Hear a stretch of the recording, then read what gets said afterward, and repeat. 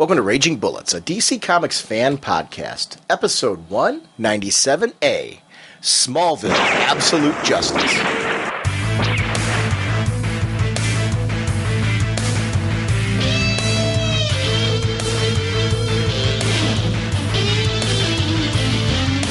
Welcome to Raging Bullets. I'm Sean Whalen, drnorge on the comic forums, and I'm joined as always by my co-host Jim. Why do we do these marathons that we do? So says the sensei of the whatnot secular. How's it going, eh? This has been a long day. Dude, this has been a very long day. But a very good day because we watched this Absolute Justice episode. Now, you had seen it before today. Yes, I could not wait. I couldn't hold back. I had to watch it because I was just going psycho. Because originally we were going to record this on Friday, right. But then we had you had your comedy show. We also had a nice little blizzard on Friday, so I was like staying in. I'm sitting there staring at my TV, my DVR is recording, and I'm like, cannot resist junk, and I watched it right then and there, and so this is a multiple watch throughs with me. And we're joined by friend of the show, Chris Kendall, who's going to be joining us for this episode, so that'll be a lot of fun. We are proud members of the Comics Podcast Network and the League of Comic Book Podcasts. Remember to check us out on Get Your Geek On Radio, getyourgeekonradio.com, an online radio station committed to making geek chic. I want to remind everybody about the Hero Initiative. It's heroinitiative.org, and there's a handy-dandy link on the new and improved ragingbullets.com. Actually, I want to talk about that. I've been working over the last couple weeks to try and adjust our website over to a WordPress format. It's going to make it a little bit easier for me to post things, and hopefully for some of our columnists to post some things. And if you ever want to put a column or a blog or something on our website, please let me know. I'm starting to put up some of the links that I had on our website. If I don't get your link back up there, please shoot me an email at ragingbullets@gmail.com. It's just an oversight. I'm going to try to transfer everything over from the old site. It's just going to take me a while to do that. So if there's something that you think is missing or something you want me to shout out, I'm all about cross-promotion.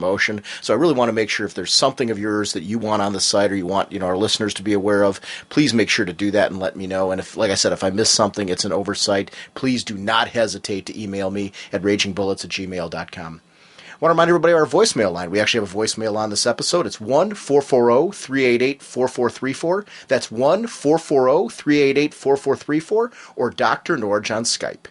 Our sponsors for this episode are DCBService.com or InStockTrades.com. Over at DCBService.com, I love these.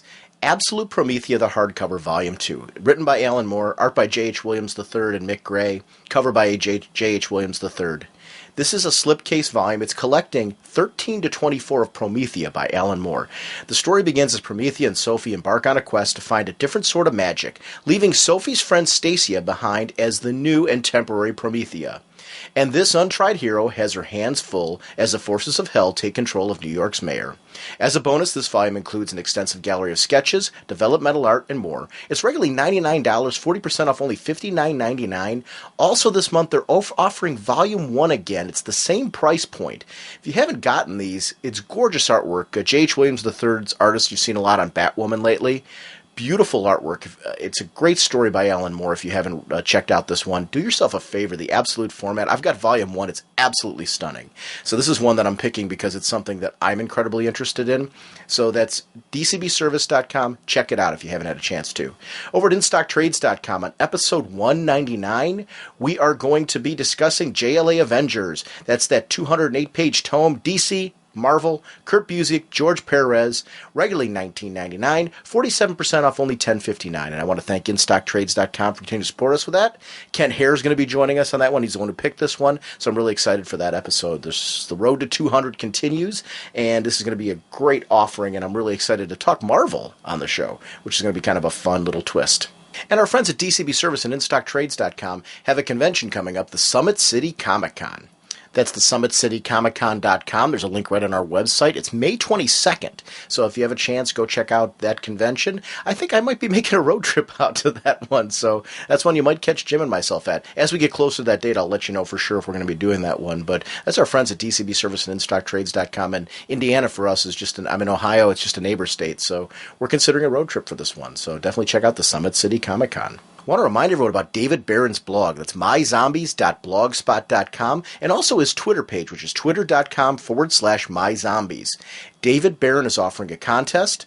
That's a month worth of his DC comps.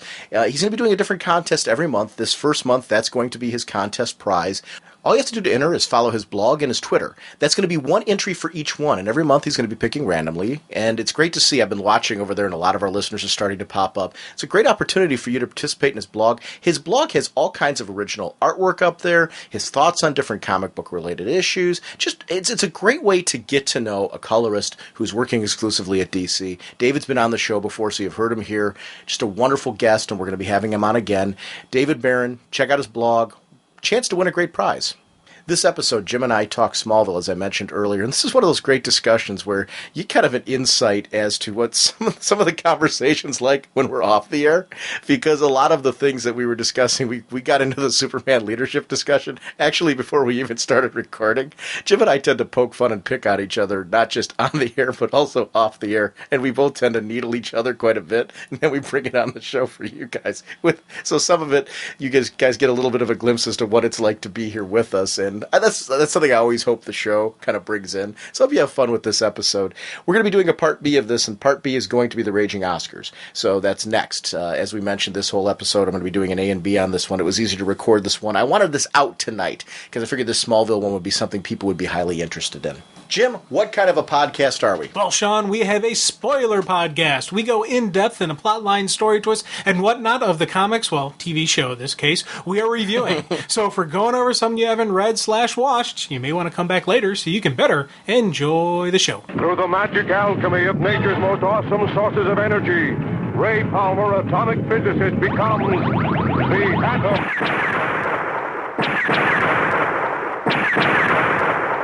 Fellas, we just got done watching Smallville Absolute Justice, and I figured this would be a great time. We're having a friend of the show, Chris Kendall, come on back in. Thank you, Chris. Thanks for coming back on the show. Oh, thank you. Thanks for having me.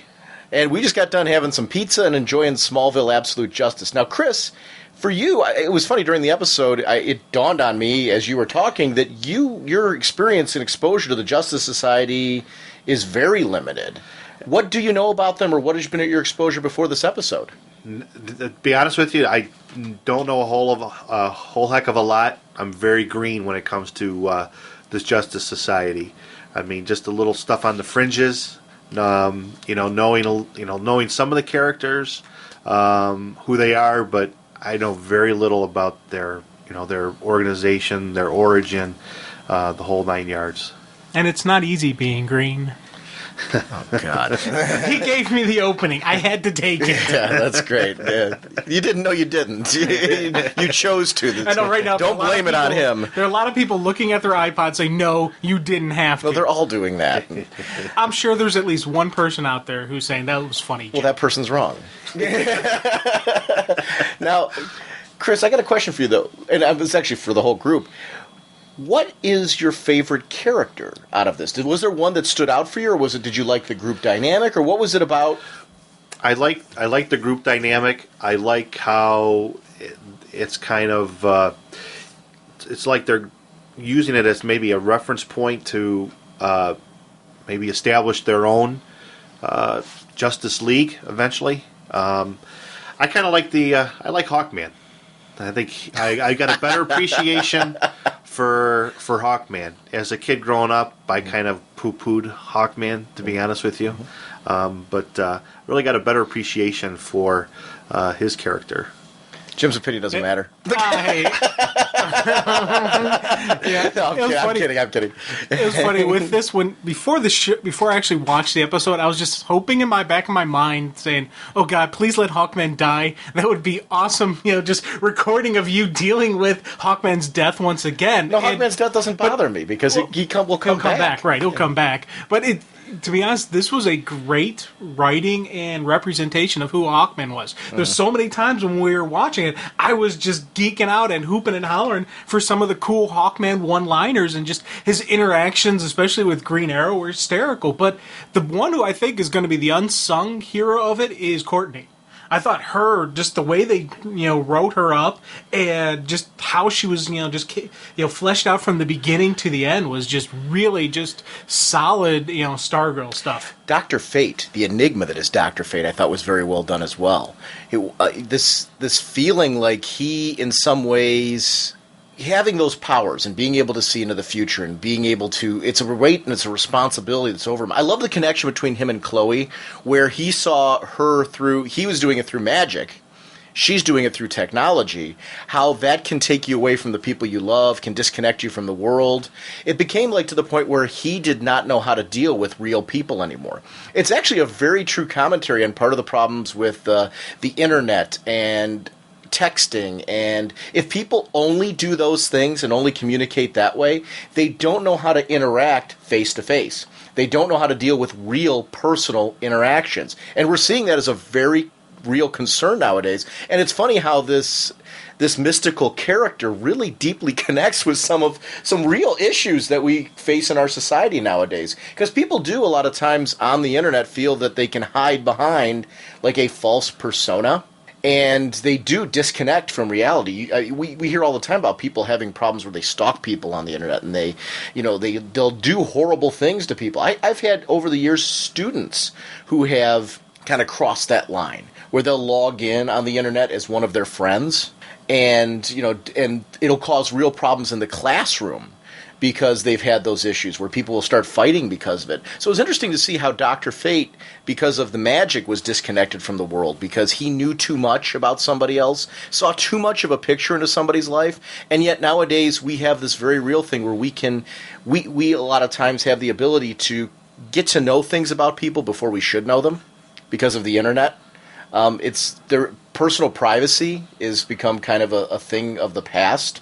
To a certain extent, you have to be very careful what you post on the net because it's no longer privacy. And Dr. Fate had to deal with the weight and the responsibility of just knowing all that information about people. It's cool. Well, it's funny because one of the things with some of the people I'm dealing with at work and just have dealt with in the past, when you have access to police records and federal records and stuff like that, and it's extremely tempting if your son or daughter start to date someone to run that person through the system just to see who they're getting involved with, but even just people in regular day-to-day interactions. Friend of mine just was buying some stuff online, and before he formalized and signed the deals and made sure everything, he ran a full background check on the guy just to make sure he wasn't about to get scammed.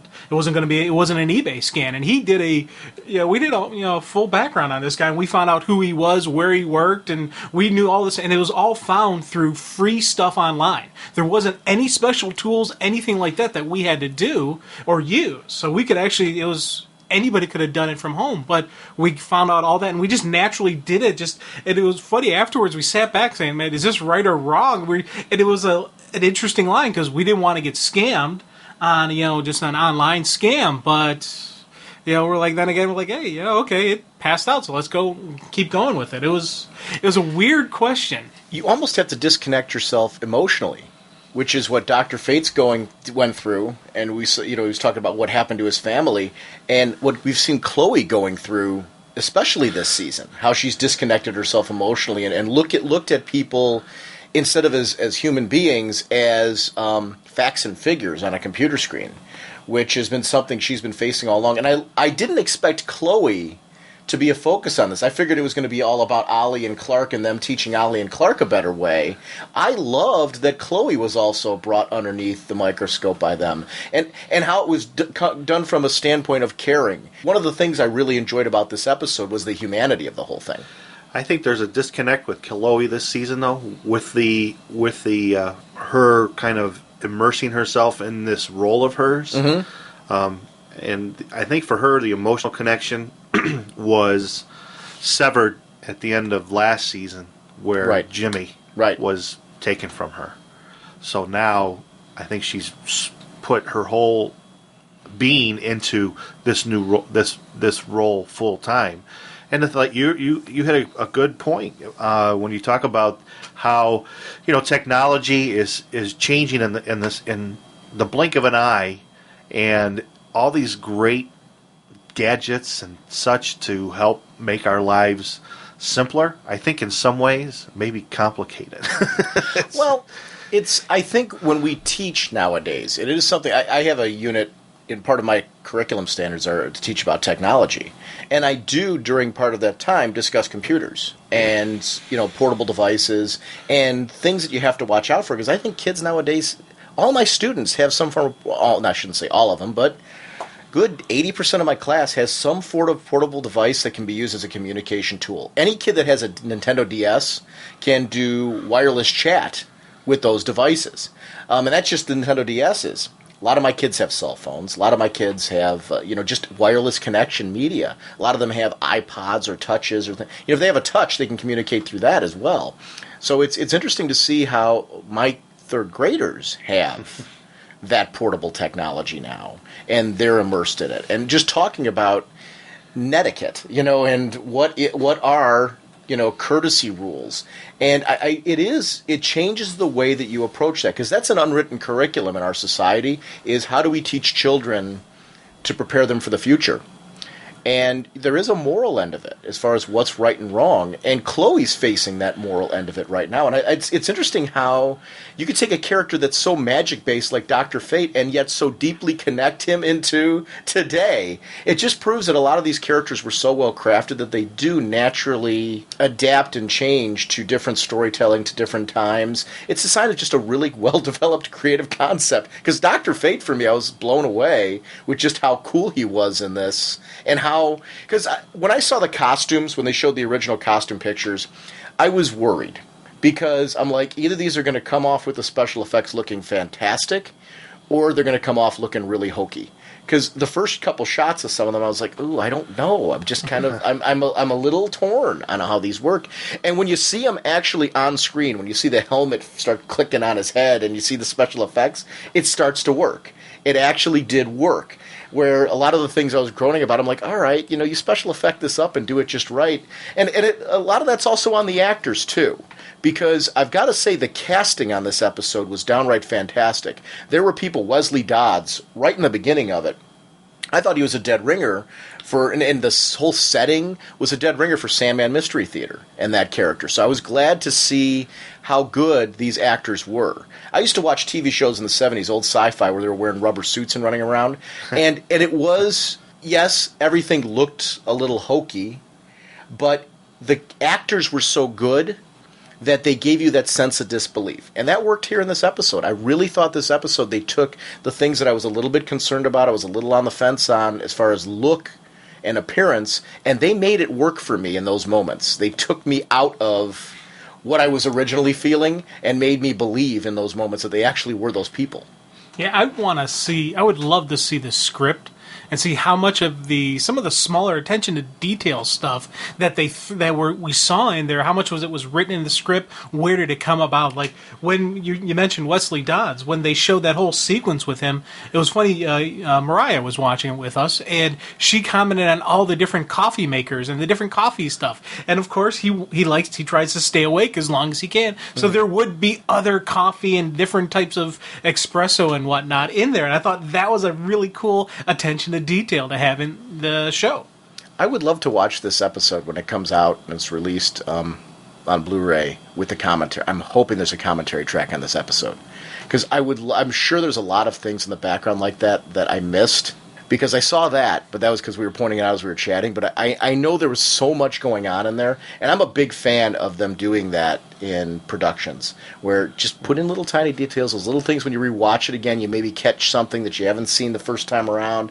That was very cool. It felt like a comic book because of that. I felt that, I think you made a good point. The special effects did not overpower anything. And, sometimes, especially like big budget productions, a lot of times, the way filmmaking is now and the ability to create worlds, James Cameron in an Avatar, for example, you can get so bogged down in the effects that, okay, well, where's the story? And the special effects were great, subtle enough that they really enhanced the whole overall episode. I think that's something that Avatar is actually a great example of that. I think it's something Hollywood's getting better at, is the balance of wowing us with special effects, but not losing a good story, not losing good characters, not losing good acting, good writing. You need a good script, and if it's a good movie, it's a good movie. You can, and it's great to have the amazing special effects because they add that pop, but they mean nothing if you don't have a story that makes it lasting. That's the difference between something being a one-time wow moment and being something that you want to see again and again and again. Right. So, it's in the beginning, Sylvester Pemberton, when he showed up, I was totally geeking out at that because the character had a history with Ted Knight, Starman, where he did inherit some of those items or did get some of those items from Ted Knight. And I loved that they went to, because it fits more of the Smallville theme, he had kind of a hybrid, his own personal Star-Spangled Kid look. But then because of age and growing up, he also had a bit of a Jack Knight look to him from Starman, which it was interesting to see how that look just translated so well on the screen with the way Clark's been dressing and the way Ollie does. It's a little bit more of a Smallville edge to that character, but yet it totally fits thematically his history, which was cool.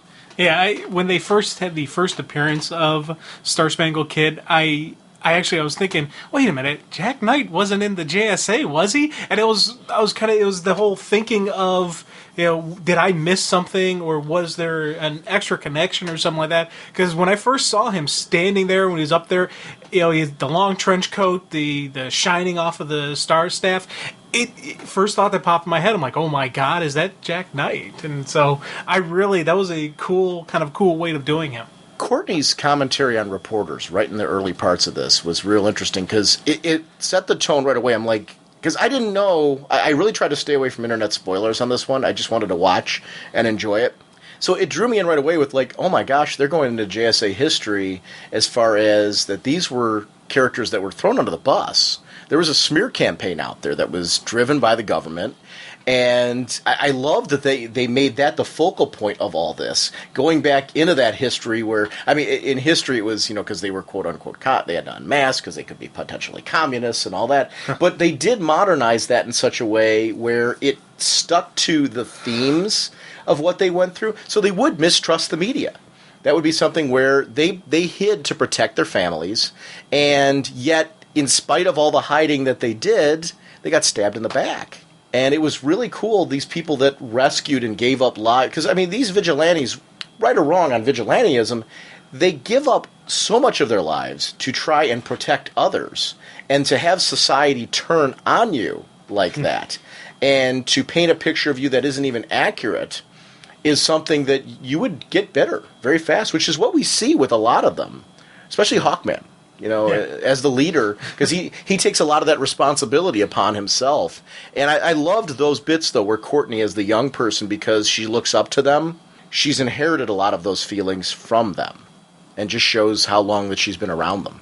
Courtney Whitmer not being in school for 3 weeks, I love how they were just kind of trying to tack down, okay, why wasn't she in school for 3 weeks? Is she on the run from something? How much, do they know overall, the JSA? How much did they know ahead of time about this? How long had this been really going on was one of the questions as I was watching the episode. How long have they been hunted? And we learn more throughout this episode about the wall and checkmate. And even when Sylvester was dead, his last words were check, and he never quite got it out. And I was wondering during the beginning of the episode, I'm like, check? What's he talking about? Yeah. Check, please. Yeah. It was, we had a couple listeners who sent emails in, which I'll read a little bit later on.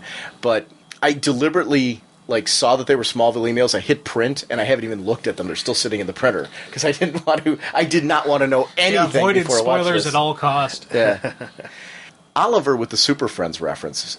It's the whole thing with the trouble alert and all that stuff. I'm like, you gotta be kidding me. It was very cool. Because you would want a standardized method of letting everyone know what was going on, and Chloe was right to do that. But I loved how they threw those little inside jokes for longtime Superheroes fan.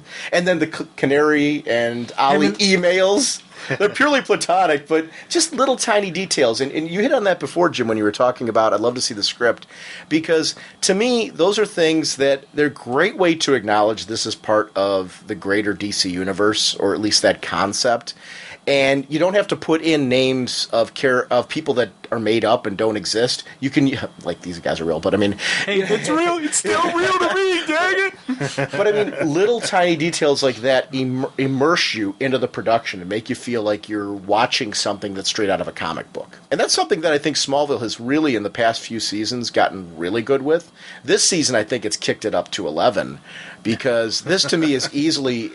talk about a show where if you watch it from the beginning and you can kind of see it building to a crescendo, they're giving us in these last... and I can't imagine there not being another season after this. These last 2 seasons, they're really giving us a big thank you for watching this show by doing all the things that I think we've all asked for all along. Yeah, they're definitely, it's by building up the DCU, they're opening up the possibilities of movie genres, maybe spin-off TV shows, other characters, and it's just something that this is what they, what they could have, should have, would have done a couple seasons ago and actually build up to this point when we had Lex Luthor out there running. So I'm loving what we're getting, and I really hope we get one more season out of them, because this is... right now, if they were to end, give us a nice definitive ending, I'd be happy. But as it keeps going, I want more. I'm greedy. I keep wanting more. The forensic study where Chloe was there with Dr. Emil. I love seeing him in there. It was a great job. He was wonderful in Battlestar Galactica, the actor, and to see him there in this role, and they brought in Emil Hamilton. It was a great use of a character who's been around from Superman comics, but adds something to Chloe. Add something to that dynamic. The forensic moments where I'm like, well, this is proof that you can really tell in comics, and in Superman comics in particular, any kind of story. Because that was a great case study as they were going through and trying to put together some clues. And the newsreel footage that we eventually kicked into, it reminded me of, you saw the Brave and the Bold cartoon, where they had JSA on, and they did the same thing. They used newsreel footage in the cartoon to show the JSA from the past. And they really work in newsreel footage. I liked how it felt like an old movie reel we were watching, something you'd see, in between, before you were watching the big feature to go on. That's something that I really liked about that, because it gave everybody, whether you were a long-time fan of the JSA or like someone like you, Chris, I'm sure that was something for you where you were like, at this point, really curious, who are these guys? What's their deal? Plus, it's almost an homage to the Golden Age. Mm-hmm. I mean, that is Golden Age. Right. Newsreels and that type of thing. You connected it to Watchmen. Yeah. Like the very opening sequences where they, the opening credits, and they show newsreel footage and old footage as they're playing Bob Dylan's Times Are A-Changin'. Mm-hmm. You get in that 5-minute opening or whatever, a history lesson. It's a sense of longevity. I like that. I like that feeling like that there was something that came before, and that something that came before really mattered, which was really cool. I like historical pieces in comics. It's something that there's a series by Peter Tomasi, The Mighty. Did you finish reading The Mighty, Jim? Yeah, I'm still going through it. Okay. That one, there was a sense of longevity with that character, because you do, throughout the series, get like flashbacks to his past, an idea of how long he's been around. Not even just how long he'd been around on our planet, but how long he'd been around from his home. And it's kind of the cool thing about that series. I love stories like that, where they just give you this feeling like there's more time than what we're actually reading in the present day of the pages. They go through characters. I'm guessing that Sandman, we talked about this during the episode, Sandman was holding Diane Belmont, his wife, I would guess, Wesley Dodds, that he was clutching there. I couldn't tell, because the reference to her, they never really identified her, but the actress was chosen in such a way that she looks like Diane from the comics. Yeah, that's what I was kind of going with, that's who I kind of thought it was when they showed it. And the thing I loved is, as that newsreel's going through, Clark's just reading the current, charges against him, and we do see the reporter in Clark Kent, where he's like, this doesn't make sense. These crimes don't fit the person. This isn't, and he knew there was something not right there. Also trying to find the connection between all of them, like Al Pratt, physics professor, Ted Grant, and right away Chloe piped in the heavyweight champ, and I loved that he was the heavyweight champ. That would be something that they would remember from television. Ted Grant in comics was meant to be this big Muhammad Ali style heavyweight champ. People would know him. He'd be a household name. They'd know him for that. What's he doing with this group? This doesn't make any sense. And Jay Garrick, the researcher, and then Alan Scott from the broadcasting company, another one that Chloe acknowledged because of the technology background. I loved the shot of him behind the bars with the ring. it wasn't something that anybody else, like Chloe and Clark, not knowing Green Lantern, wouldn't see the connection to the ring. I loved seeing that there. It was a nice little Easter egg, and the way that it looked very much like Alan Scott's traditional ring. Very cool thing to do. It was a great way to put that character in the episode. Ma Hunkel was the other one, too. They have her put in there and show her being pulled out of the kitchen at the that was a brownstone, I'm assuming, at that point where they yanked her from. Yeah, I don't know if she was getting pulled out of the brownstone or if that was her. Did she have like a secret identity that she was a cook somewhere else or something? Well, that's what she did for the JSA, though, and she was kind of like what we've seen in the comics now. I guess I kind of took it as she had that role that, we would know her for now, or she could have pulled her out of her own house, for that matter, during... Is she like the den mother, or...? Kinda, yeah. It wasn't like a leadership role or anything. Yet, characters like Ma Hunkel, one of the cool things, she becomes kind of like the moral face of the team, where sometimes you need that one person to go off of who's going to be the human face of the team in many ways. Ma Hunkel's just a cool character for that purpose. I liked how they all stood together. There was an admiration coming from Clark, how they all were willing to take the dive for each other. None of them were willing to speak up against the other or throw them under the bus. Even though they had families and all, they were trying to protect their families. They were trying to protect each other. The goal was to protect everybody, which shows how close and tight-knit they were. None of them second-guessed each other. None of them second-guessed, because a lot of times you would think in that situation where so many people were being pulled in that somebody would squeal and that somebody would be afraid of somebody squealing, so they'd start talking because of that. All of them trying to cut a deal, so to speak. None of them did that, and that's something that is admirable and shows their sense of camaraderie. Well, it really shows that they're not criminals. The criminal element, you separate them, you put them in the different rooms. When you're doing your questioning, you play the game. Let's make a deal. First one to respond gets the best deal. And they know it, the cops know it, and you see what you're going to get. And you always get at least one person willing to write out the others. And with this one, they were all taking the fall for everybody, which, completely throws everything off, because you're like, if this person's saying they did it, this person's saying they did it, no, this person's saying they did it, you can't get that past the jury, because the jury will be like, hey, that person said they did it. No, that person said, and you always get the reasonable doubt in their minds.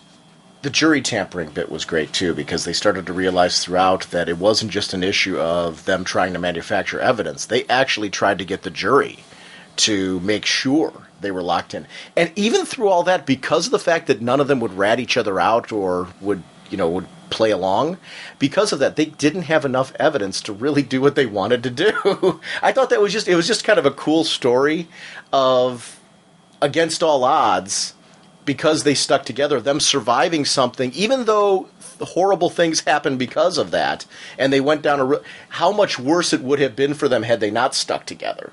And that was kind of a cool thing about all of it. But now, because of that, they took heroes who could have done so much good. What would our world have been like, the Smallville world, if none of that had ever happened? What if these guys could have really stuck around and cleaned things up? How much more could they have done in that amount of time that no longer was able to happen because of the fact that they were shut down by our own government? It was cool. It was kind of a neat little... Oh, yeah, absolutely. I think that going back to when you were making talking about the technology and how that's kind of maybe separated us, the one thing I think that the Justice Society had was, and Courtney makes that reference when she goes to Watchtower, there's no pictures on the wall. Yeah. Whereas the JSA Brownstone, it was not just like headquarters, but it was a place where you could always come and you knew you had a roof over your head. It was family, it was home, and there was that personal connection with one another. And whereas the Watchtower has all these great bells and whistles and all the gadgets, but the personal touch isn't quite there. The Last Supper picture of the JSA sitting around the table, but they weren't sitting around the JSA meeting table. They were sitting around a dinner table together. Okay. All sitting around chatting. I mean, that's the way it felt like to me. There was a lot of smiles on people's faces. It was a simpler time, a happier time for them. It was great to see all the characters sitting there There was Mr. Terrific that was in the picture, which we didn't see before. Black Canary was in that picture, which we didn't see before. It was cool to see some of the characters who didn't get screen time because they weren't cast in there in some role. I'm assuming they didn't mention Black Canary because of the fact that there is a Black Canary already, and then it becomes like you got to explain that there's two versions of them, and is there really a connection between that one and a complication they didn't want to bother with, which makes sense on there. Mm-hmm. But I loved for the fans just to have that little Easter egg in the picture. That was kind of a cool thing, I thought. Mr. Terrific, we got to see Kent, the Rambling Man. He was talking about Mr. Terrific. Kent Nelson, the doctor is out, gone blind. The helmet sees Clark. I love when it turned there. Oh, yeah. I mean, in the bag, the helmet turned towards him. And I was like trying to figure out who is this Rambling Man. And when I saw the helmet, I'm like, oh my gosh, it's Kent Nelson. I didn't see that coming because I thought at first it might be Sand. Like they were doing Sandman's successor. Yeah. And he was rambling because he'd been having bad dreams and it just had, worked him over. So I was trying to figure out who the rambling guy was. I knew Dr. Fate was in this, but because we always saw him in costume, I just was assuming the Rambling Man wasn't him until the bag. And then I'm like, oh, wow, that is just a cool way to handle it. And they really did a lot of character development, which is the advantage of this being a 2-hour movie with the JSA members such as him because of that. Yeah, I like the one reference of Our Man, time is up. And the thing I was wondering when he said the doctor is blind, was he talking about himself now being gone, or was he talking about Dr. Midnight, with the whole blind thing going on? We never really mentioned Dr. Midnight, but although he was rattling off Terrific and Our Man and characters like that who weren't really on there, so maybe. I took it as partially gone blind because of maybe his own disconnect with the world. Because it was really clear at that point in time that he was not connected in any way, shape, or form to the world. But the Dr. Midnight reference was an interesting one as well. When you were talking about that, I'm like, well, I could see it being that way as well. I did take it more of as because he mentioned Kent Nelson right at that time. So I don't know. Ollie, we have to track her down. And the whole little light bright thing, and because she was right there, gets off the phone with Chloe. And Kent shows up and says, we have to help ourselves. I thought Courtney was going to talk there. Because it was clear that, they questioned whether or not Courtney knew their backgrounds and their histories. I think that was some pretty good verification that right there she knew. Because even though she was trading barbs with Ollie, the comments he was making to her, it was clear that he was reaching her. She was like, okay, maybe this is a guy I can trust. We can use some help. Maybe I can fill him in. And if it wasn't for Kent Nelson showing up, I think she would have spilled to him. Well, you think about it, when she's back at the Brownstone, when, Ken brings her there, and she's going kind of having her little tete-a-tete with Hawkman. She even says to him, don't make me go to another team for help. She would have reached out to Ollie. She knew about who Ollie and his crew were and all that, because Pemberton shared everything with her. Because, she's the heir to the throne, so he's going to forward on the information, just, pass on the knowledge. And I thought that was a really cool just moments as they're going on. Because once again, she had that, respect and that Hawkman, please help me kind of look. But she was standing her ground as she knew who she was and she knew what she had to do. Help me, Hawkman. You're my only hope. The Star Rocket Racer I liked because it was a car that was kind of classic, kind of out of time. And it was, again, just adding to that whole element that these are people who no longer are present day. They are a blast from the past coming in and kind of taking a look at our world objectively from their perspective. We talk about that kindler, gentler time. They're a little bitter because of everything that's happened to them. They're relics from the past, which is, and can these relics from the past connect with the present day to become active participants in it? And that was part of the story going on here too. Where do they go from here? Can they pull themselves up from the darkness that they've been swallowed into, from the hunting that's been going on for them, and find a different way of living than what they've been used to? He was living out of that car. That's how on the run he was. He did not settle down anywhere. Did not go into like a quote unquote witness protection kind of thing where he gave himself a new identity or something like that. He was Starman, Star Spangled Kid on the run. And it was interesting to see that in his car and how much of that theme in the car was to the United States and how he didn't lose that. Because you would think a guy, for how bitter he was, would turn it, but it wasn't for him about turning on the country. It was about looking at the officials that put him in this spot, the people that did the smear campaign, ultimately checkmate. And realizing that it isn't our whole country, it was these few people who decided to act, and how they just pulled everything and all their resources together to make this work against them. So I always find that inspirational too, because you would think when you get bitter, you would ultimately blame everyone, and he didn't do that. He never turned on that. He kept his colors, which I thought was kind of a cool twist. I liked the fact that Courtney's stepfather was brought up, and that they stuck to Star Spangled Kid and Stripesy, little tidbits to the origin, and how she even laughs at it, Stripesy and what were we doing at the time and that type of thing. Even she, because one of the cool things about Courtney as a character is, and we see this in the comics with her now, she's wise beyond her years because she's grown up around this. So this is something that for her, she knows a lot more than the average teenager would. And it's kind of a cool thing that she felt like that. Mm-hmm. She knew a little bit more. She still felt like a teenager, and she had that hope that you would get from a teenager, which was a nice perspective to see from her with the darkness surrounding the JSA in this particular episode. Yet you do feel like she adds something of value to a conversation. She's got a common reference point to all of them, to Clark, to Ollie, to Hawkman, to all these guys. Even though they're older than her technically, she's got a common frame of reference to all of them. And even Chloe and her were connecting. Who Chloe, you'd think the brain that Chloe is would have trouble pulling it down, but you don't have to with Courtney, because Courtney's operating on a higher level, which was interesting. Yeah, you definitely saw that with her discussion with Hawkman when they're in the brownstone. She was sitting there, and he basically was trying to still keep hands off, and she's like, "No, we got to do this. This is what we have to do. We've lost 2 people already. We got to get the rest of the JSA. We got to pull the team back." And she had that great line against him. What would Shayera do? And it was like right there. Everything changed. She knew where to go. It wasn't a dig or an attack on him to make him feel bad. It was that reminder to him of what he stands for, who he is. And it was just a great tool once again.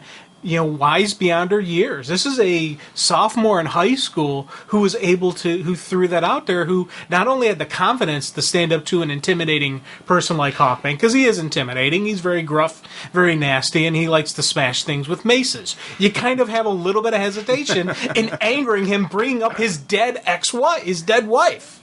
But not only did she do it, she did it at the right time and pulled him back in. I thought that was just a cool moment. I think the best love stories are the ones where you see these people where the lover brings in a different dynamic to that person and helps them to see the world in a different light and helps them to add something to their personality that isn't normal. Because you mentioned all those things, and those are very true about him, but Shayera, it does bring out the soft side in Hawkman. And we saw him a couple times. You're talking about this impressive individual who can be very fierce. And, he, in that newsreel, he's the one punching out the camera. He's going all Sean Penn. And I thought that was very cool because that fits the character at that point. But yet Shayera was his connection to his emotion, to his heart, and to his feelings for others in general, not just her.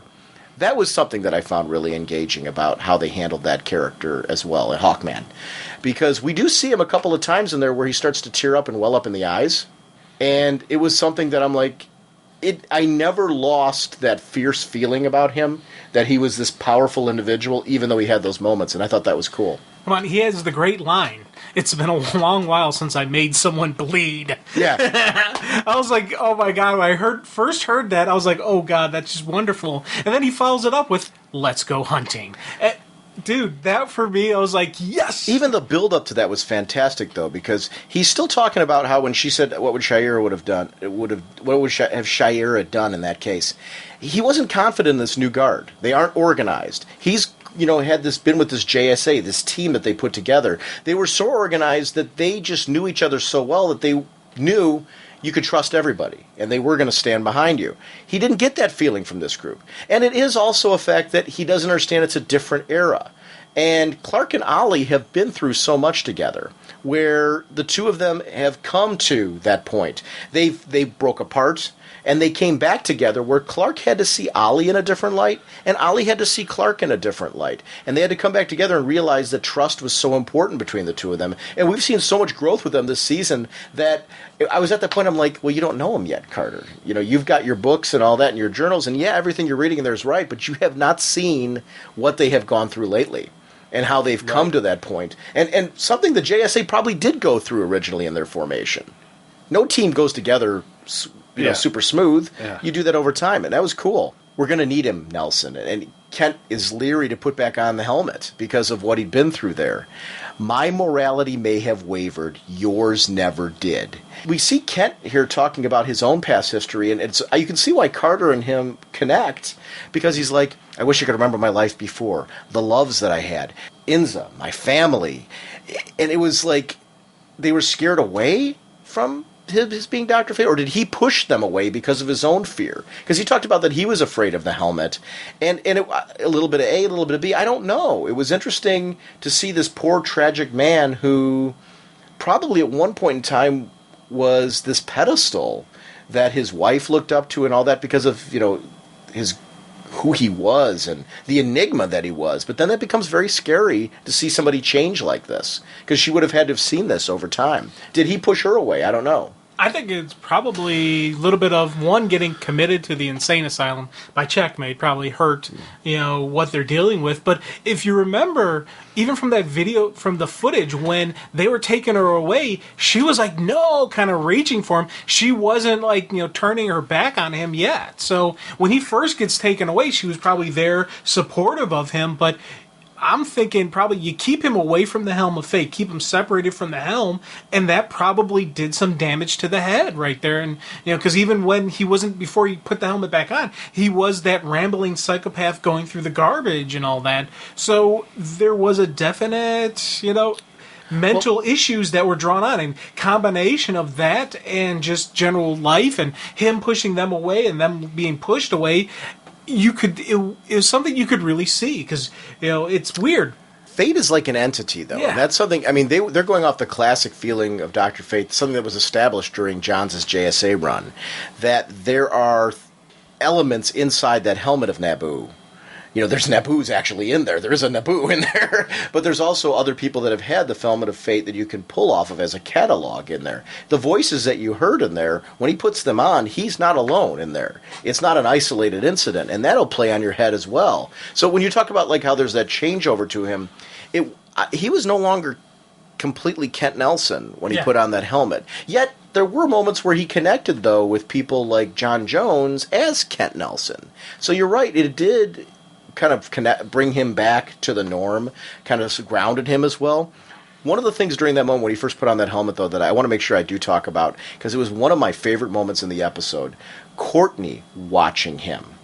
And the look on her face, this look of endearment, this look of like, oh, wow. This look, I can connect with her. I'm like, oh, my gosh, she's so my eyes into this particular sequence of event, because she's looking at how cool this is and totally selling me on how cool it is. Because Dr. Fate's look in the outfit was one of those, when I saw the original pictures, I'm like, oh, I don't know. I wasn't totally sold on it.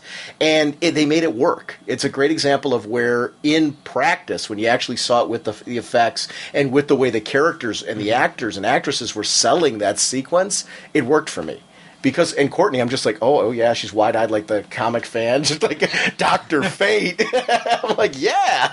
Well, you go back to like the very beginning of the episode when Chloe first sees Star Spangled Kid. It's, she runs into the alley and he's flying overhead, and they don't show it in the actual thing, but you see it in her eyes as the bright light just comes down, and she's got that whoa kind of look. It was funny. You see that, and first you're thinking, okay, maybe the person. No, he's flying in and he's landing right in front of her, and that for me was another cool actor moment where she really showed us. Except she didn't know if he was hero or villain. It's very different from what was going on with Courtney. Courtney knew this was Dr. Fate, and she had this consistent look of awe, an endearing awe, where she's looking at this person that she looks up to. Chloe didn't know what to make of Star Spangled Kid, because she'd been around so many villains before. Remember, Doomsday killed Doomsday killed Jimmy. And so I loved that her whole sequence in the beginning led to her. She didn't trust him right away because just because he was a meta didn't mean this is a good guy. And well, they went most of the episode, most of that first hour, calling them a supervillain team, not knowing these were heroes. Right. And I liked that they were looking constantly through it as seeing the supervillain team come back together. They're coming out of the closet. What's going on here? We got this. We got to deal with this team now, and who's this killing them? Or I liked just that mystery that they had. Now we as the fans, we knew exactly who they were. We knew they were the good guys, and it was kind of fun moments of it, but seeing them just develop out the mystery was a cool thing. Clark and Dr. Fate have this very cool meeting for the first time where your fate is utterly blinding. You are of value. And we see the cape blowing in the wind and just those hints. And honestly, with Smallville, while I'd love to see Clark get into the tights, if that's all we have is just this thing that it's going to happen and that's who he's going to be, and at the end of the series it's like this hint that that's where he's going from there, I'm fine with that because these moments are important to me on the journey. I mean, ideally I'd love to see him eventually wind up in the tights. I've seen on sites like Krypton's site that Martha's supposed to be coming back for an episode, so if that's going to further that progression to maybe leading him more towards being Superman, because she was the one that created the original costume anyway, I'd love to see that. But I don't know. I mean, if he doesn't actually become the Superman like we see, we just know that thematically he's gone on this whole journey and we know that that's where he's going from there. That's enough for me. I love these moments, though, because Fate looking at him like, you are going to be the leader of this next generation. You are going to be the one that is going to guide them into, this. Basically, he's hinting at the Justice League. That whole concept of that, and that this group is going to band together around him. I love that whole presentation. I thought it was really well done. And we see Ollie with Courtney during the suicide slums in the middle of the night. That fight sequence was outstanding between the two. Because Ollie's sitting there and Courtney's like, this is my time, my chance to get this guy. Her versus Icicle. The flips she was doing, it was something consistent they did with her. Because she's a flyer, with the staff, she's acrobatic in the air. And we get to see some really cool things, which you don't always see with people who can fly in some of her sequences. I was glad to see like a mixture of her with ground and air combat, which I didn't know if they were going to go there with her, and I'm glad that they did using the Star Rod. Yeah, that was one of those nice added-on special effects that gave it the realism. But I was kind of curious, and that was something that, when we started talking before this about Icicle being this long-running JSA villain, I had no idea he was. Now, the story they laid out... Well, you've seen Icicle before, though, in the comics. Yeah, but I never really knew him as a JSA villain. I just knew him as a generic, general, overall villain. Right. I never really read the stuff where it was him against the JSA or him versus the individual members. So, the whole injustice thing. But the thing is, we got it within the context of the story that he was a historical villain against the JSA. It was his father, and I thought that was a cool usage of the character, and once again, Jeff Johns doing what he does best, pulling in these, storylines, throwing it out there so that the people who didn't know would know within the context of this story, but it wasn't just a historical lesson. It was told within the fiber of the actual show and of the episode. That was just a really cool, stuff with this villain. Ollie's arrow to taking out the icicles that were flying at Courtney. That was a cool moment because you got to talk about a great special effects. You get to see the arrow actually fly through and take out all of those, just showing how good of an archer he really is. But her being infuriated now, I honestly believe she would have been. Well, I take that back. I honestly feel she would have been toast. Was my first thought, but now thinking about it, with Hawkman having swooped in as quickly as he did to pull out Green Arrow, he was watching all along and she knew it. Yeah. So she wasn't worried for her life there. Yeah, she was just waiting for Hawkman to swoop in and take out the icicles because she was unarmed and coming right at her, but Ollie jumped in the mix. So, and actually by him doing that, that gave Icicle a chance to escape. Right. Whereas had Hawkman, she and Hawkman probably had some routine, strike command or something rigged up, that they'd worked on training that I'll do this, I'll go right, you go left, get the staff and hit him. So it would have been, but you have Green Arrow coming in, completely unknown mix, that gave the guy the opportunity to get out. Chloe, after the whole bit with Hawkman, and it was kind of cool to see those two have their initial reaction, next time I won't ask so nicely and all that bit. But the cool moments after that were with Chloe and Ollie, where Chloe's ready to give up, and it really shows the progression that Ollie's had this season. Because he's right away the positive one, saying, when the chips are down, we're all there. Just showing that, he's at a point where he realizes the overall view of things. You don't give up. You don't quit. I've been there. I was wallowing in that, and I've learned something. I've grown from all this, and we need to remember that. And all hope isn't lost. Look what I got from him when he was doing. It wasn't just a matter of, dude was throwing me through the air and all that, but I have a little experience here. Look what I brought, a clue. And that clue pays off, and we do see him later get to the same place where Clark is because of one simple clue. It gave them enough information for Chloe to be able to follow a paper trail. And that was a cool thing. We didn't see any of the work that was done as far as for Ollie and Chloe to get there, but we were just given the clue, and now off camera we can just assume what the two of them were doing, and that's great. That's a great setup. Oh, yeah. And, of course, once again, we see the great usage of calling for backup. They knew they needed to, they needed some more firepower, so they called in John. Now, when he first said we're going to call some other people and throw them through some windows, I was thinking we were going to get to see, once again, Cyborg and Impulse and Canary, and we were going to see a JLA versus JSA kind of deal. Mm-hmm. But when they just pulled in John, especially where everything went with John, I was glad to see that they but the fact that they did pull in some extra firepower, they did pull in somebody else. That was a cool, again, team moment that the Smallville JLA needs to have. Yeah, bring in the crafty veteran. Yeah. Yeah. Well, they brought him in for the experience edge. Right. Because of his experience of dealing with things that are just a little outside the norm. I liked when Clark was looking through the brownstone in the trophy case. We got to see great things like Jay's helmet. And Carter's, history that he basically set up there, with all the Hawkman implements. We got to see Hawkgirls, that cracked helmet. We got to see Mr. Terrific, his, fair play. We got Our Man's, hourglass. Little things like that, just tiny little tidbits. But the coolest for me was when he pulled that cloth off and it was the JSA table and the painting. That painting of the team was very iconic. And I was looking at that, I was like, woo. Paired with the table and seeing that, I was like, woo, that was outstanding. It was fun. Now, Chris, with you not having the history with the JSA, when they were showing all of those elements, what was that like for you?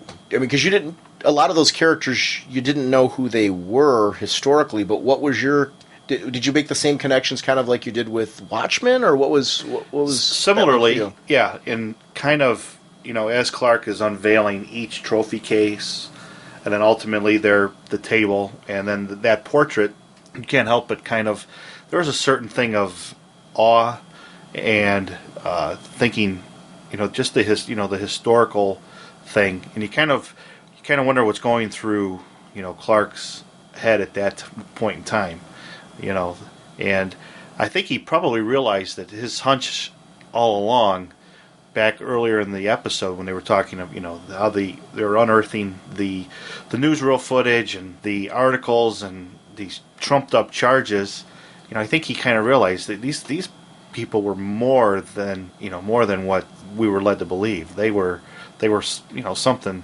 special. Yeah. And ultimately a precursor to what Clark and Ollie, etc. will hopefully become. You almost become envious, because look at what they had and the size of the group at that table and just how happy they all were in those moments. It was definitely a different time. The Spectre was another character that we got to see in there. And the picture. We didn't get to see that character in there. The montage was powerful. I got to talk about the musical score a little bit, because that was a great use of a musical score combined with all that as well, because there was a nice musical build all the way through to the reveal of the painting and the shots of each of the characters in that painting, as we were getting, again, different flashes between what would be considered reality, real people, versus the painting. And I thought that was a really cool usage of musical score throughout the episode. Something I don't note too often, but music is something that really, in television, when it's done right, it's not always in the forefront of your mind because it's not overwhelming the scene. It adds to mood and enhances the scene, and that was a great example of a good use of music to do just that, because there was a lot of emotion in that sequence for me, which was something I think music helped to build. Hawkman's being a hothead, and it was just such a great moments with him throughout, where you just got to see him doing classic Hawkman, running off into situations and giving conversations. Well, even when when the full JSA team's there, and Courtney saying, Dr. Fate said he's okay. He's got to be okay, right?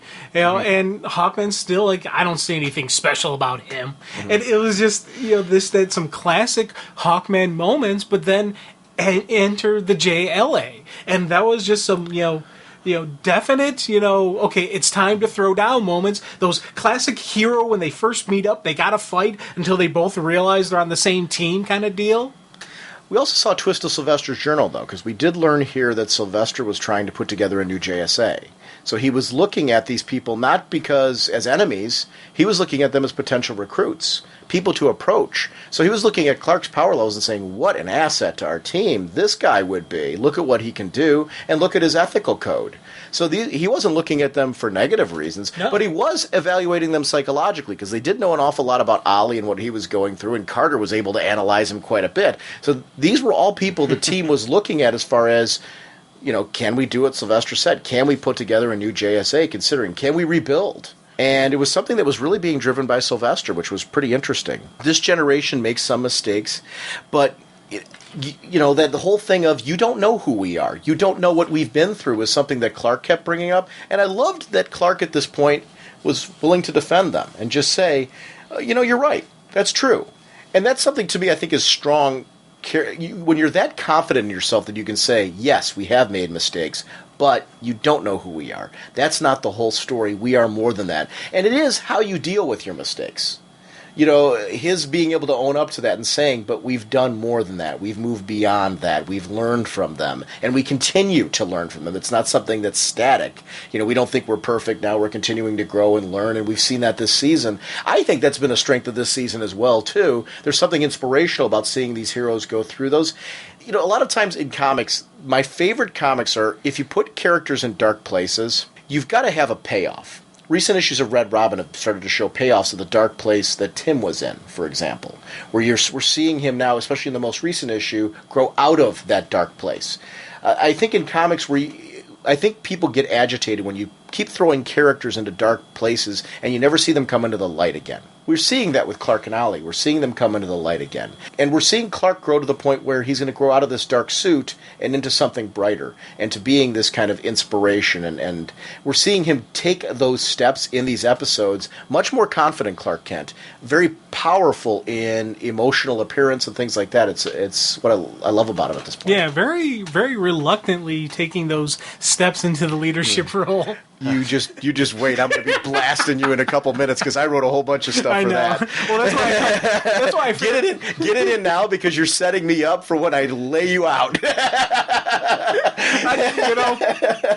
That's the interesting thing watching this show with you. There was so many moments where we had to pause it just because we were going back and forth, and I had to explain it to Chris what we were talking about. Yeah. When we kept talking about the reluctant leader, I knew I'm going to get hammered on this recording, so I figured I'd throw the first one out there. Mm-hmm. That way, it's kind of like stepping into stepping into the fire instead of being picked off by the sniper. Green Arrow versus Hawkman 2. And the exchanges between them were a highlight because they went so much to comic book history. And the fact that the two of them, when they were on the Justice League, did butt heads. They still butt heads to this day. It's things that we've seen in classic stories like, Identity Crisis and things like that. That history. You started, I'll finish. The whole Big Bird reference. And just, nice little tongue-in-cheek things that I thought were great. Come on, put down the mace. Yeah, right on your head. Mm-hmm. I ate that up. I was dying with that stuff. We talk about Hawkman a lot of times about being just that mindless brute, and they talk about that's like his I never say that. Well, in the comics, they'll talk about that. They'll say that's like one of his weaknesses. Right. That sometimes he is this intelligent, man. It's the rage taking over. It's the rage taking over, and we definitely saw that in here, and we saw that rage in check though, because a lot of it he was. In a way, he kind of had like the Batman style where he was making himself look one way, But the whole while, he was, completely in control. He looked like he was rage unchecked as he's sitting there just goading and goading Ollie. Got Odie. Odie. Blue Doing Collie. Garfield? No, it's Garfield. I'm thinking Opie. It's Garfield's dog. He actually goaded Ollie to come in, go head to head. Ollie is a blaster. He's a distance fighter. Hawkman's the tank. He's hand to hand. Garfield eats lasagna. Right. Yeah. And when John pops in, it's all madcap adventures. I can just imagine some Where's Whatnot Now is coming on. Jim's version of the JSA. Oh, God. Odie and Opie and Garfield and I'm throwing out everybody's Bloom name. County. Funky Weaker Bean. Sure, why not? Let's throw them all in there. When they were talking at the round table, when we sat to see John in the green and red outfit, it was cool how they did that. They incorporated his kind of I'm out in the field and the police wearing the green shirt and the red. I mean, it was and the blue cape was his coat, which was a little bit of a different shade of blue. It was a nice nod to the classic John look. And bringing that in, them standing around the round table, where you've got the three on one side, the three on the other, and how it really was a meeting of the iconic heroes. That was cool. It was just such a neat moment to see that with live action heroes, to see what that looks like. Because a lot of times, when you're worried about things from comic books being translated to the screen, are they going to capture that same mood and feel that it feels just impressive? And that did in that moment. I'm like, I would love to be standing around that table. You're cooler than cool if you're standing at that table at that moment. That's the cool table, man. It really is the cool table, there's a bunch of people sitting over at another table that don't belong at the cool table. It's us, but but it's cool to watch them over at the big guy's table.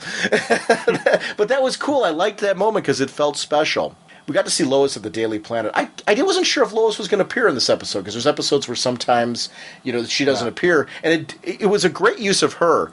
I loved the little reference to Michael Holt, the current Mr. Terrific, just to have him in there, the Nobel Prize winner, and how Clark stood her up. But then this leading into Checkmate contacting her, and I was like, what?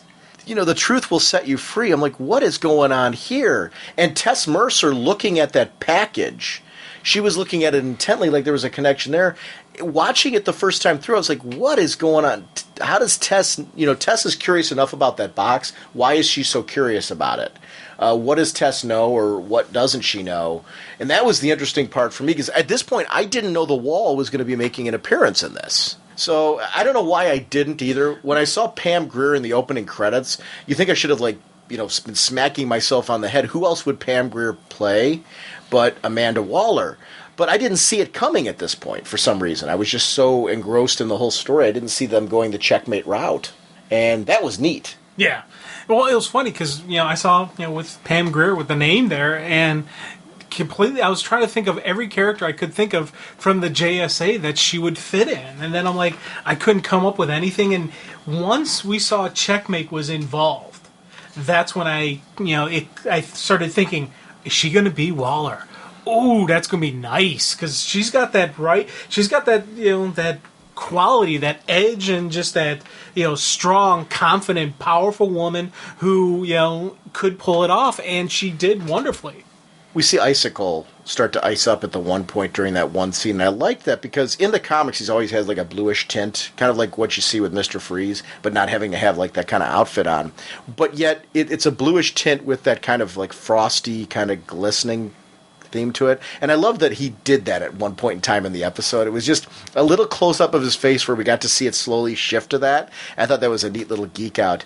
When he was back talking with Checkmate, this whole little throw out to the Suicide Squad that came up. I was like, whoa, later on, because that was something I didn't expect from... I knew that he was connected with Waller. I didn't expect his whole little journey with Waller to go into, I'm working for you, and the whole Suicide Squad thing would lead to, what we will see later, his eventual demise.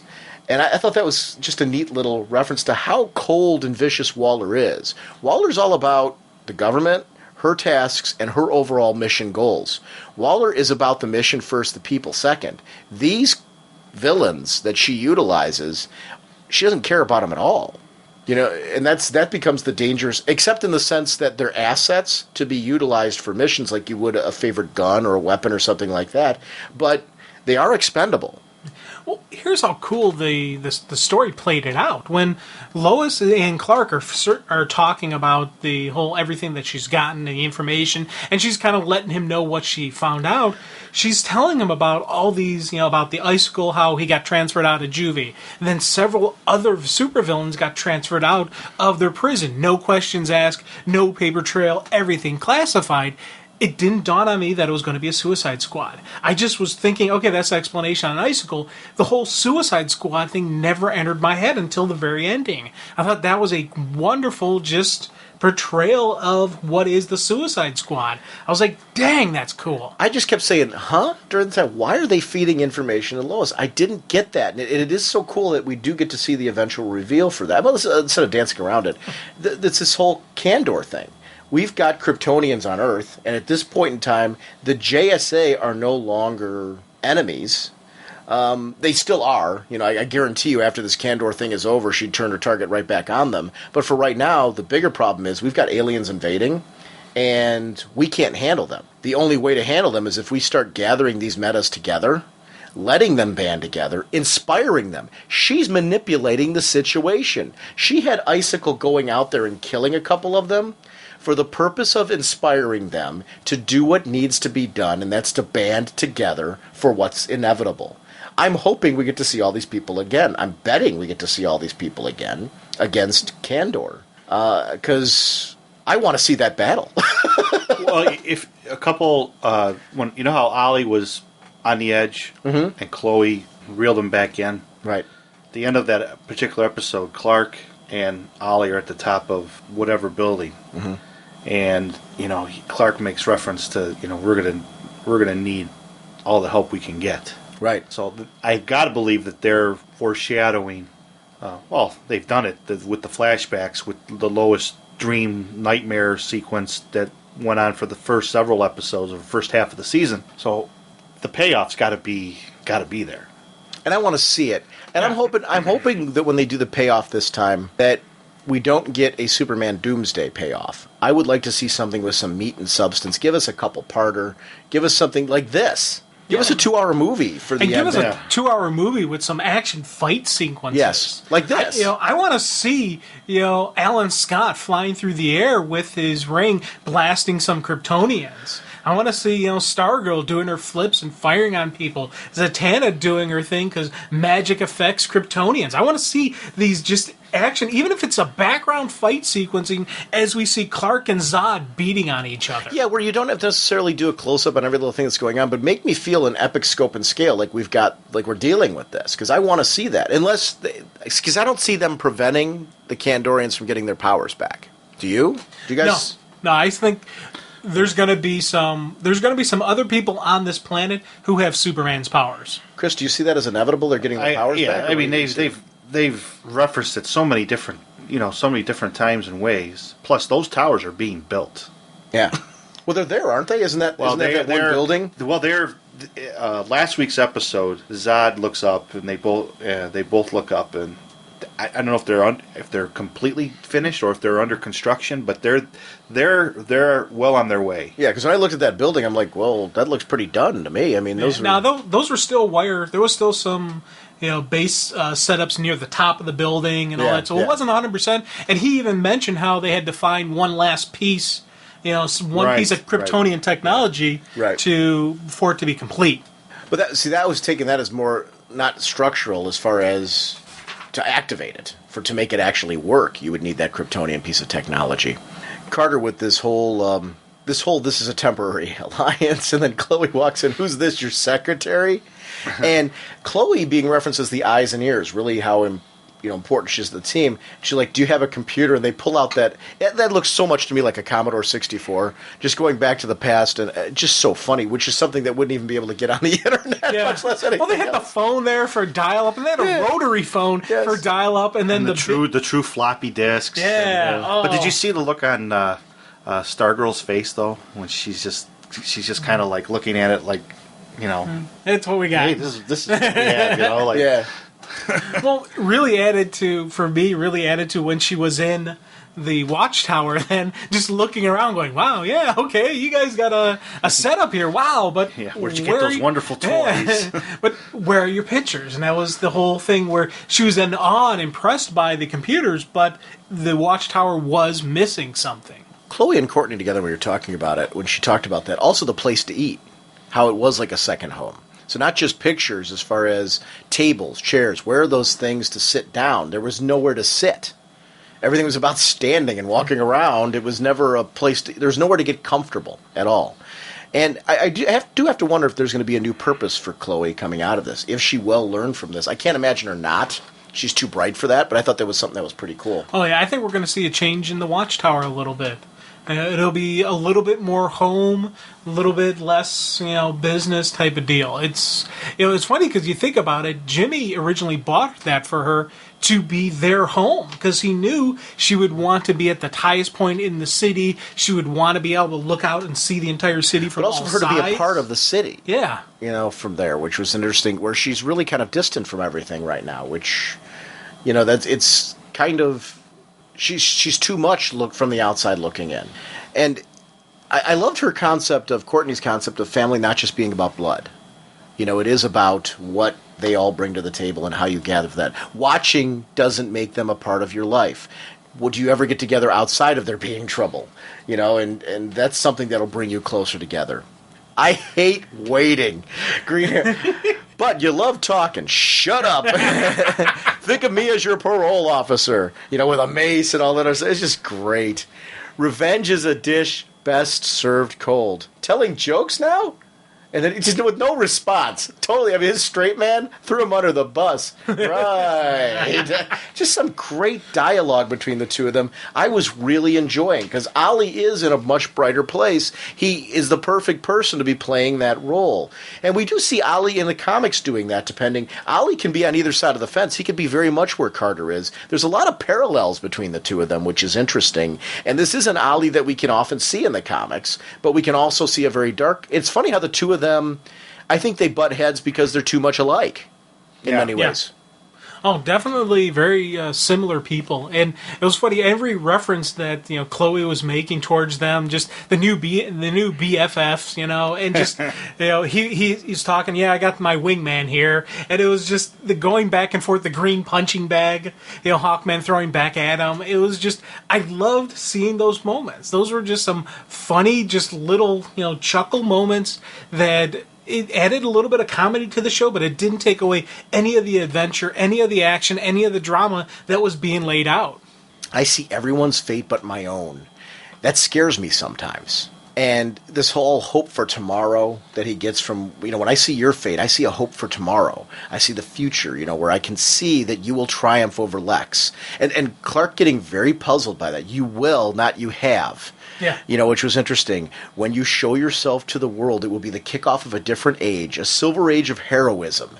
And just this neat little oomph of, what you will bring in and what you will bring to the table. A lot of times really kind of giving him kind of what the Flash had when he kind of, as a character, came in, was initiated as a bringer of the silver age. Do you think that statement about Lex Luthor unnerved Clark Kent? Oh, yeah, you could see, because Clark caught that he was talking about him in the in present tense, like that you will, or in the future tense, in the sense that you will do this. It's not something that has happened yet. So you're even with your greatest nemesis, you will triumph over him, and that's something that Clark was unnerved by, because he's been assuming that Lex was gone and done and all that. And Ollie has been assuming that he killed Lex. So now all of a sudden the person that Ollie quote-unquote killed is not dead. Yeah. Or did he just blow up a truck? Right. Well, I think we saw, though, in the episodes that Lex was in there and Lex got hurt because of it. I think that's why there's been so many medical things going on with Lex, because he somehow survived it, I think. I was under the impression Lex... That's interesting, though, because I could see it the other way, too, where maybe he wasn't in the truck ever, and he got away beforehand. I don't know. Lois and Fate have this great moment where, she talks about the nice helmet. I see your fate, Lois Lane. The savior who will heal us all. You'll both need each other. And she's instantly connecting with the Blur. Yeah. who she isn't connecting with Clark yet. So it's an interesting little moment for her where we do see the duality of her love. She loves Clark, that relationship's been growing, but yet she still has that love for the Blur, which is something Clark had to deal with, this feeling of, does she care about me or does she care about the Blur? Right. Who does she care about more? Because he isn't just the Blur. He is Clark Kent. And it's been something that they've played out nicely on the show here. And I was dying because, when Fate talked to Clark, he said, you will be the savior. You will be the hope that everyone looks up to the sky. And when they look up, they will see you. And then when he's talking to Lois, he's saying almost the exact same type of deal where, when he will need you, you will need her. And it was just a great layout that I kind of was like, I always get these geek moments when I see those two together. They reference to them being together, and just anytime anyone in the episode mentions and Lois and Clark, I always go hee. I always get that little giggle kind of deal going. Can you do that again? Okay, that's good. That's a little better. I kind of caught it in my throat. Yeah, that's good. I'm sure Chris feels comfortable sitting by you now. That's why I sit over here. I grew up in Chicago, Icicle. Cold doesn't bother me at all. Pam Grier as the Wall. Yeah. That's great. That's a great example of a good actress understanding a character and really taking the character seriously. The Wall is somebody that intimidates metahumans. This is a human who scares metahumans. And at those moments, I'm like, whoa, I'm buying into it. She's creepy. And that was something very powerful about this woman, that, this meta was doing this to her. And obviously, she probably had something to make sure that, his powers would barely work and that type of thing, or whatever. Whatever the situation was, this is where we got to see her introduce us to the concept of Suicide Squad. He's outlived his usefulness, so we're done with you. But that was a moment, very powerful Pam Grier moment, and she really did that well. Is Tess like her protege in this organization? Because you make an interesting point when you talk about, this human having, well, if you remember that one episode where Zod basically was done with Tess, she sends him the guy's bloody dog tag. Right. Yeah. And holds up the cup of coffee like, is she like another one who's kind of in that mold? The checkmate thing is something, her being in checkmate is something, a twist I didn't see coming. Because I took that as her being more Lex's protege there. But now you're 100% correct that you can look back and say, well, really, how much of that was from Waller and, her relationship with Checkmate. So I think it's a little bit of both there, and the world that because she's immersed herself in these roles now. And I'm only making that connection just it's a great connection. What you just, no. 30 seconds ago, what you just made that little reference. But it is a great, because you can look back now and things. I would love to go back and watch Tessa's appearances right from the get-go, straight on through. I would love to know how long they'd been planning for her to be a part of Checkmate. Was this a reveal that they planned all along, or something just because of the nature of this character, it fits and you can easily backlog it and say, well, but you could look at all of it now a different way because of that. It works on either level. It's a great explanation of who Tess is and why she's doing what she's doing. Mm-hmm. When she first came in, you're figuring, okay, she's a Lex protege. No, wait, maybe she's part of that Illuminati group that was always with the, following, the Traveler, or maybe it's this. And there was always little kind of connections. Is she good? Is she bad? What is she? Well, now we're seeing an explanation why there was she wasn't cut and dry one way or the other. This is her touch of gray, is her involvement in Checkmate. She was, how much of this was her being a operative as Checkmate? How much was her going rogue from Checkmate? Because Waller did say, it's been a while since I've seen you. Maybe she was rogue for a little while and now she's getting brought back into the fold. Or was she a whole nother division that's now coming into it? There's a lot of things that could be used to explain, and you especially you talked about watching earlier episodes again. I really, she's a character who now has a whole new face on and a whole new, presence to her that I didn't see before, and I'm kind of curious about now. I like explanations of villains that come from sometimes their powers and how things went wrong because of them. Accidents they had no control of. You couldn't at the moment with Icicle where you hear about his mom dying in childbirth because his powers kicked in. and she was frozen from the inside out. You couldn't help but feel bad for him and sympathetic and just say this was something that he had no control over. It's circumstantial things that happened that unfortunately headed him down a path that he had no control over. And the question becomes, did that head down that path then? Did that event not only affect his life forever, did it affect Dad's, the loss of the mother? What was life like prior to that for that relationship? I don't know. It would be interesting to be a fly on the wall to have taken a look at all that. But I was things where I was thinking beyond the episode. And that's kind of cool where I've gotten into the character enough where I'm like, okay, Icicle may be no longer with us as far as it looks like. But now, here's the funny part. We didn't see him die on camera. Yeah, we didn't see the body. Which means there's always a possibility Icicle might still be there. But it was an interesting little twist there. Now, here's the thing. When we saw Courtney with Clark, there were sequences there where you were talking about Jim, his lack of being a leader. And we talked this to death way back when, because we did come up with the definition as far as the military leader thing. But I was actually jotting down notes, and I was poking fun at you, just like you always do with me with this, is a guy who clearly stands by his code in the face of all is not a reluctant leader, but by the definition, he's a leader. He is unwavering in his examples. And in the way he talked to Courtney there, nothing but a leader. Where she needed somebody to be in that leadership role, he was guiding her with his own moral code. And not doing it reluctantly. He wasn't standing in the background. There were multiple times in the episode where he spoke up where everybody else was waiting to. And that was one of the great things about Clark. He stands in the face of people like Tess and Lex and shows them a better way. And takes it upon himself without provocation to show them the better way to live. A leader. Okay, and now allow me to respond. Okay. Yes, please retort. Okay. Point, counterpoint. Point, counterpoint. I got nothing. No, come on. No. But it was, all joking aside, because you just kicked it off that way, but I wasn't actually going to present it that way. It was just kind of funny because you kicked it off that way before. It was funny when we talked about that leadership discussion that it is, what do you see as a leader? And it does depend on your background as far as what your definition of a leader is. I don't think military in a military sense, and that's clearly what you were thinking. Because we were talking about things like our Worlds at War, where Clark would lead from a military standpoint as far as guiding all the superheroes as kind of a general.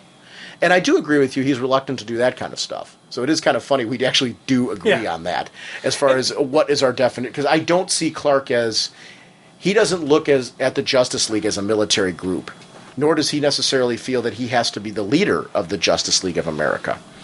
It is one of those things where I think in a military sense he doesn't feel it, but as far as leading by example, that is somewhere where he's a leader. Well, he is the hope. He's the great white hope, the savior, that kind of deal. And that's, he's the instiller of hope. And that was always, more about who he is. And that's, yes, definitely is a quality of a great leader that they do inspire that hope.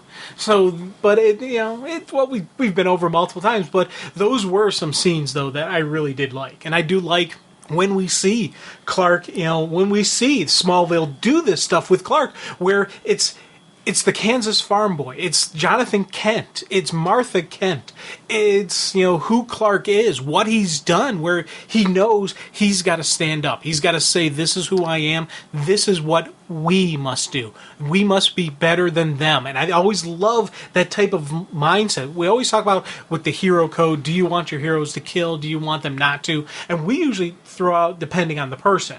There's some people that I never want to see take a life. Right. Clark is one of them because of who he is. That is his base code. And I like that he always puts in, because he did mention it here, that that's never the choice. Because he's telling Courtney when she's saying, I wish Hawkman, there's times where I wish that Hawkman would arrive on the scene first and he would handle it because he'd handle it in the way that I couldn't.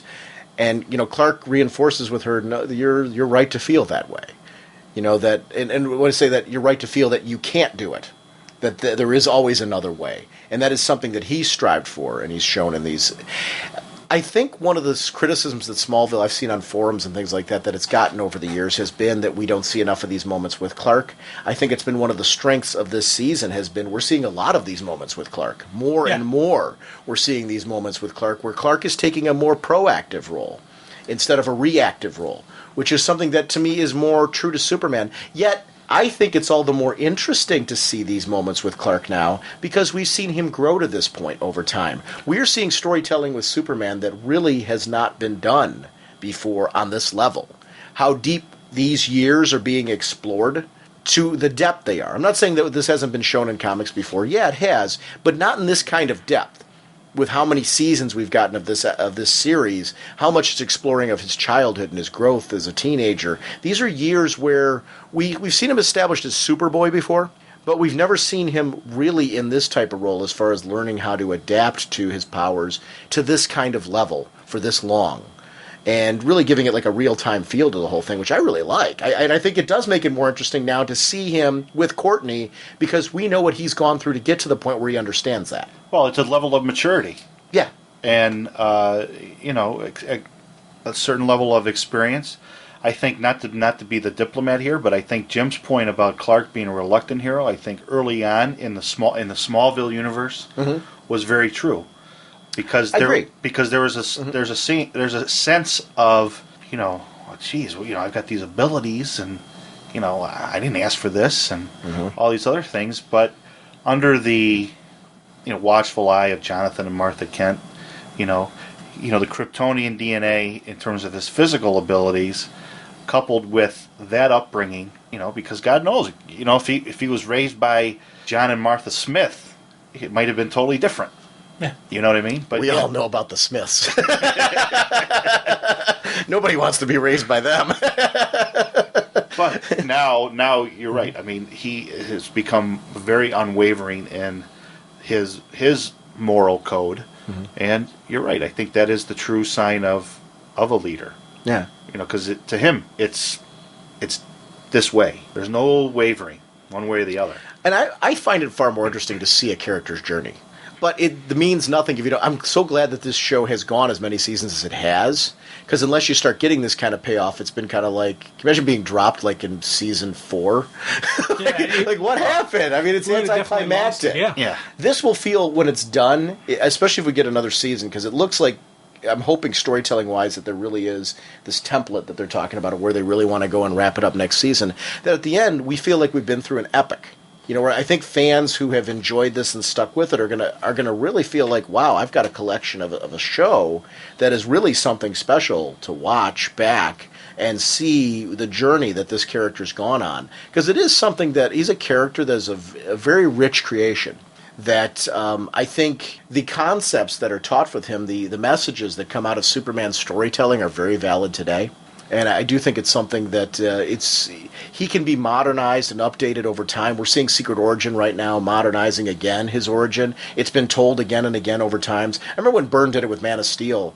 To me, when he did it was so cutting edge because he had, again, done a lot of updating on what his origin was like. And I remember reading each of those issues as they were coming every month and just being glued to it. And I'm getting that feeling again. I got it with Birthright, and I'm getting it again with Secret Origin, where there's these writers who just understand how to take this, stick to the core of what makes Superman cool, and give us those messages and that thing that, those qualities about Superman that no other hero has, and no other hero could get away with. Because we're in an age where people usually high-five the darker characters, the ones that skirt that line, that kill. You used, Jim, the Stone Cold Steve Austin reference, but it's funny for people who are wrestling fans to understand that type of character, that gray area character, where... And I think it's interesting to me, I need a Superman character in my reading. I need that kind of bright character where you can count on them to be a hero. And you can count on them to take a objective look at those people who aren't as heroic, who do skirt those lines and kill and things like that, and show us a better way. Because we're a world right now full of gray areas, I think. Yeah, I think that we got a lot of people out there. They're holding out for a hero. Oh. I need a hero. Okay. I'm holding up for a hero. My ears. I'll stop singing for those of you who are yelling at your iPod. Lois with the gold-plated helmet and her reference to the gold-plated helmet at the Daily Planet. I liked how she said he had this gold-plated helmet and a cape, which actually looked pretty good. Which was funny because I was like thinking back, I'm like, yeah, Lois, you probably saw the same pictures I did before we saw this whole thing kick off, where I wasn't so sure what to think about the Dr. Fate look. It did work. It ended up looking pretty good. Icicle had these sealed records, and they were looking through and realizing that these villains that have been vanishing off the radar all have sealed records. And the only way that could happen is there's a government intervention. Why are they being sealed? What is going on? I love seeing these two start doing reporter work, because my favorite issues of the comics are when we see Lois and Clark do some of this, where we get to see what Lois brings to the table. Clark has this great love for her. Why? I need to know. These are moments where we get to see why. What does she bring that's a little bit different that he draws off of and admires and respects? And you can see it at those moments. It's not just the pretty face, it's the fact that there is something more to her. She looks at the world in a way that he can't. And it is something that brings something to light for him. And I like that. I like that about him. And I like that about her relationship. I saw too much. And they bond over this missing family with this fate, bonding over this because, we are in danger. And the bonding over the missing family between him and, I'm talking about him and John Jones, I should reference that.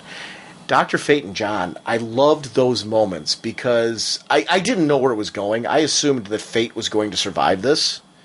And to see Icicle show up at this point in time, Fate saving John. And at that moment when he used his powers, you got to see that little hex that he throws out there and blasting John back, and we see him zoom into the green, the classic Martian Manhunter green. And I was sitting here in that moment, and I'm like, oh my gosh, these two just bonded over loss and family, and over the fact that he had a wife and that he had a family, and we got to see John talk about his wife and child, and how this was something that he lost on Mars, and how these two heroes really, it was almost like he was passing on the torch to John Jones in that moment, saying, you are the next generation, you need to stay here, my time has gone, the helmet will pass on to somebody else, which was something we saw in the beginning Kent Nelson was ready to do. He did not want to put the helmet back on again. It had taken so much from him, his life had gone on, he was ready for a rest, he was ready to walk away from it all, he was ready to let go of all of the turmoil in his head and just be at peace. And this was his chance to say, it's your time now. My time to move on. I loved how deep all of that was, and it was all the more powerful because of where we saw Kent Nelson at the beginning of all this. Yeah, one of the things I liked with that sequence between Kent and John was when he does the blast, when he does energy, he goes back, and he does do the shift to the green skin, but also in the backdrop, that was Mars scenery behind him. It was like he was opening up the vortex back to when John was on Mars, when he wasn't, and that's how he kind of brought back his powers, by kind of taking John's body, putting him back in time to when he had them, and then putting him down present-day society. That's kind of how I took the spell that he did to play it out. And I thought that was just a cool visual aspect of him going back with the Martian backdrop and all that. I thought that was something I was like, dang, that's nice. Like that, not your fate to die this day, Martian. Yeah. And the helmet of fate was taken by Icicle, and I was thinking of what we're reading in the comics now with where Mordru, had the helmet, and it's kind of cool just to kind of see those little moments. And we had that Courtney and Clark moment that I already referenced before about keeping the light burning and all that. I mean, it's kind of cool to see him saying, you're taking over what Sylvester had before you, and this is your chance to keep that light burning, to stand by the code that he had, and to be that one that keeps people remembering what he stood for. And that was kind of a cool thing. Lane in the Wall. You embrace the truth, and I'll be in touch with you. That whole little bit where I'm like, what is Wall? I still at this point didn't think of Kandor. I didn't think of where this was all going. I'm like, why is Wall doing this? I'm figuring, is she in some way setting Lois up to... Yeah, she set up Lois to take a fall. Right. What's the end game for the Wall? Because even though we've kind of saw it with her bringing back the JSA, she's not completely done yet. We're going to see Pam Grier again, which I'm very glad. We're going to see some more of Checkmate, and I'm hoping that ties in some JSA stuff. Because one of the things that got me thinking throughout all of this, once they introduce Checkmate, first thought that pops in my head is, of course, Alan Scott and Mr. Terrific both being royals in Checkmate. Are we going to see they have some role in Checkmate? Maybe one of the reasons that Checkmate backed off of the heroes and let them go about their existence is because they cut a side deal, saying, "Hey, we'll be within Checkmate. You take us, leave them out of this kind of deal." All these things are just running through my head. Now, I don't know if we'll see this in Smallville or not, but there's probably a good chance of it if we're going to see the Wall again, which I think we will. the bonding between Hawkman and Green Arrow there was really cool. You go back to Sherwood Robin Hood, this whole, I'll take care of it myself thing. But then the reference to you were married. And I loved that they brought in the whole reincarnation concept, because that to me is something that I think needs to stick. I really like the concept that they're this fated love that happens over and over again, and he can't wait to be with her again. He wants this all to be done. And when he's saying for it all to be done, everything that he needs to do so he can make peace with this world and move on to start another life with his wife again, to be reincarnated again and to start the whole cycle over again. He longs for that because he just wants to see her again. That kind of love, where you just know that I'm fated to see her die again, but yet I love her so much that I want to be with her again. It's a great romance, and it is something that makes this character unique. And I do think it's something that's part of his origin that goes back to the Golden Age that I think needs to stick, because I do think it's something that's special about this character. Yeah, and it's funny because I've always been the spaceman kind of Hawkman. I kind of like the whole Thanagarian stuff, but the more exposure to seeing this in different genres and different types of stuff, I do like this whole reincarnated stuff. I like seeing these two together. Mm-hmm. They have a really groovy kind of love. Oh, jeez. The whole... Comments before that were serious. I do want to see the reincarnated life, but I just had to throw it in. Yeah, well, and they do have a groovy kind of love, so it is kind of serious too. But it is the two of them. I like the reincarnation concept because the Thanagarian officer is something that is a part of him. They did work that into continuity, so and that's one of the great things about reincarnation is he lived those lives. And they did explain how he connected to that character as well, and that was something that I was glad to see them do. It was a smart move, and it was a great way to say, instead of jumbling up this origin and pretending some elements didn't happen, let's just say all of it did. Yeah. And that was a good tool to use. Yeah, that way the people who were fans of him in the Silver Age can be connected. People who like Golden Age stuff, you can be connected. People who like other modern tellings of this character connect to that as well. We don't have to worry about how jumbled the origin got. Let's acknowledge it and say, these stories, every one of them happened that you read. There's nothing that's invalid about Hawkman because he was just reincarnating all those times. It happened. Cool stuff. It just makes sense to me. But I love that they took it to the Old West. And these were characters that existed in the Old West as well, which we got to see in things like the JLA 80-page Giant, which I thought was a very cool story to see that those past histories were kind of something that still exists. I like the Hawkman's commentary on Green Arrow. You act like a jerk to them all so that they don't know how important they are to you. And it's kind of like you don't want yourself to be vulnerable. You don't want wear your heart on your sleeve. And, he comes back with, take that death wish that you have and shelve it, because you care about your people. They're out there and they need you now. And, I understand that you want to be connected with your great love again and all that stuff, but you protected Kent all this time. You care about these people. That's why you're involved in this at all. So let's embrace that. Let's protect them and do what we're supposed to do next. And the two of them have this bonding moment where they really, because of the fact that they've been so adversarial, they're blunt and honest enough at a time where they both need each other to be blunt and honest with each other. And they come to this point of understanding where they're like, you know what? Makes sense. This guy's the one person that can tell me that. I love when he picks up the mace and goes, this thing looks heavier than it is, which was so a nod of respect to what this guy does when he goes into the battlefield. It was his way of saying, okay, you impress me.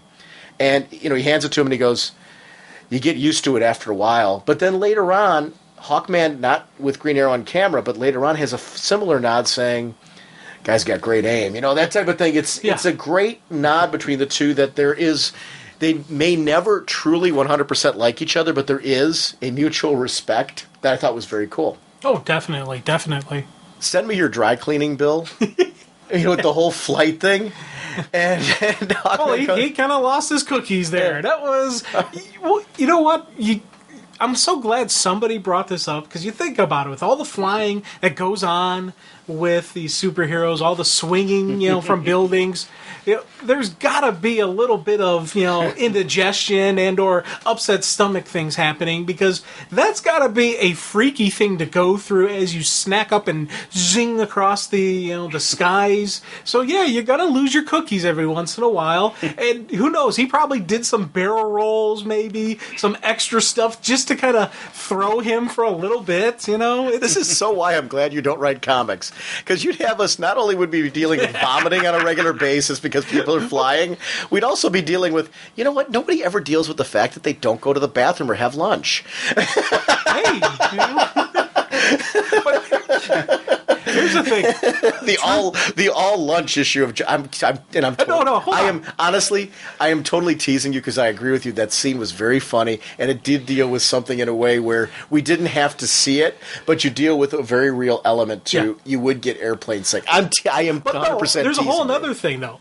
Vietnam helicopter pilots used to do this on purpose. Okay. Where they would sometimes want to, when they're dealing like with a special ops unit or dealing with just regular grunts or stuff like that, they used to do some extra bobs and weaves just to see if they can make the army guys, or just see if they can make the Marines lose their cookies. And they part of it was when you're in a combat zone, you got to do an immediate bob and weave, and as you're taking off, you can't have a smooth takeoff. It's got to be jumpy, because if there's someone in the bush, going to shoot you down, you can't give them a solid target. But part of it was a game they used to play, where they used to do that kind of stuff. So for me, when I saw that, I was immediately imagining Hawkman was doing it on purpose, and it was him playing a little game just to kind of...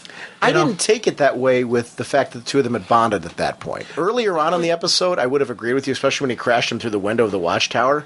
But I didn't take it at that point. I took it more as a guy who is used to flying a certain way because he usually flies solo. Flying the way that he normally does, not recognizing that this other fella does not fly at all. Whereas Courtney, in a similar situation, flying with him because she does fly with the Star Rod, wouldn't have the same experiences that perhaps he would, because she was already a trainee for Sylvester Pemberton. So I don't know. I thought it was a very interesting little bit, and I was totally teasing you. I agree with you that it's fun when they acknowledge certain things like that. The whole team versus Fatesicle was, to me, I loved seeing the slow motion. It was a great use of, because sometimes slow motion can be overdone as well, because since The Matrix, that's become kind of a overused technique.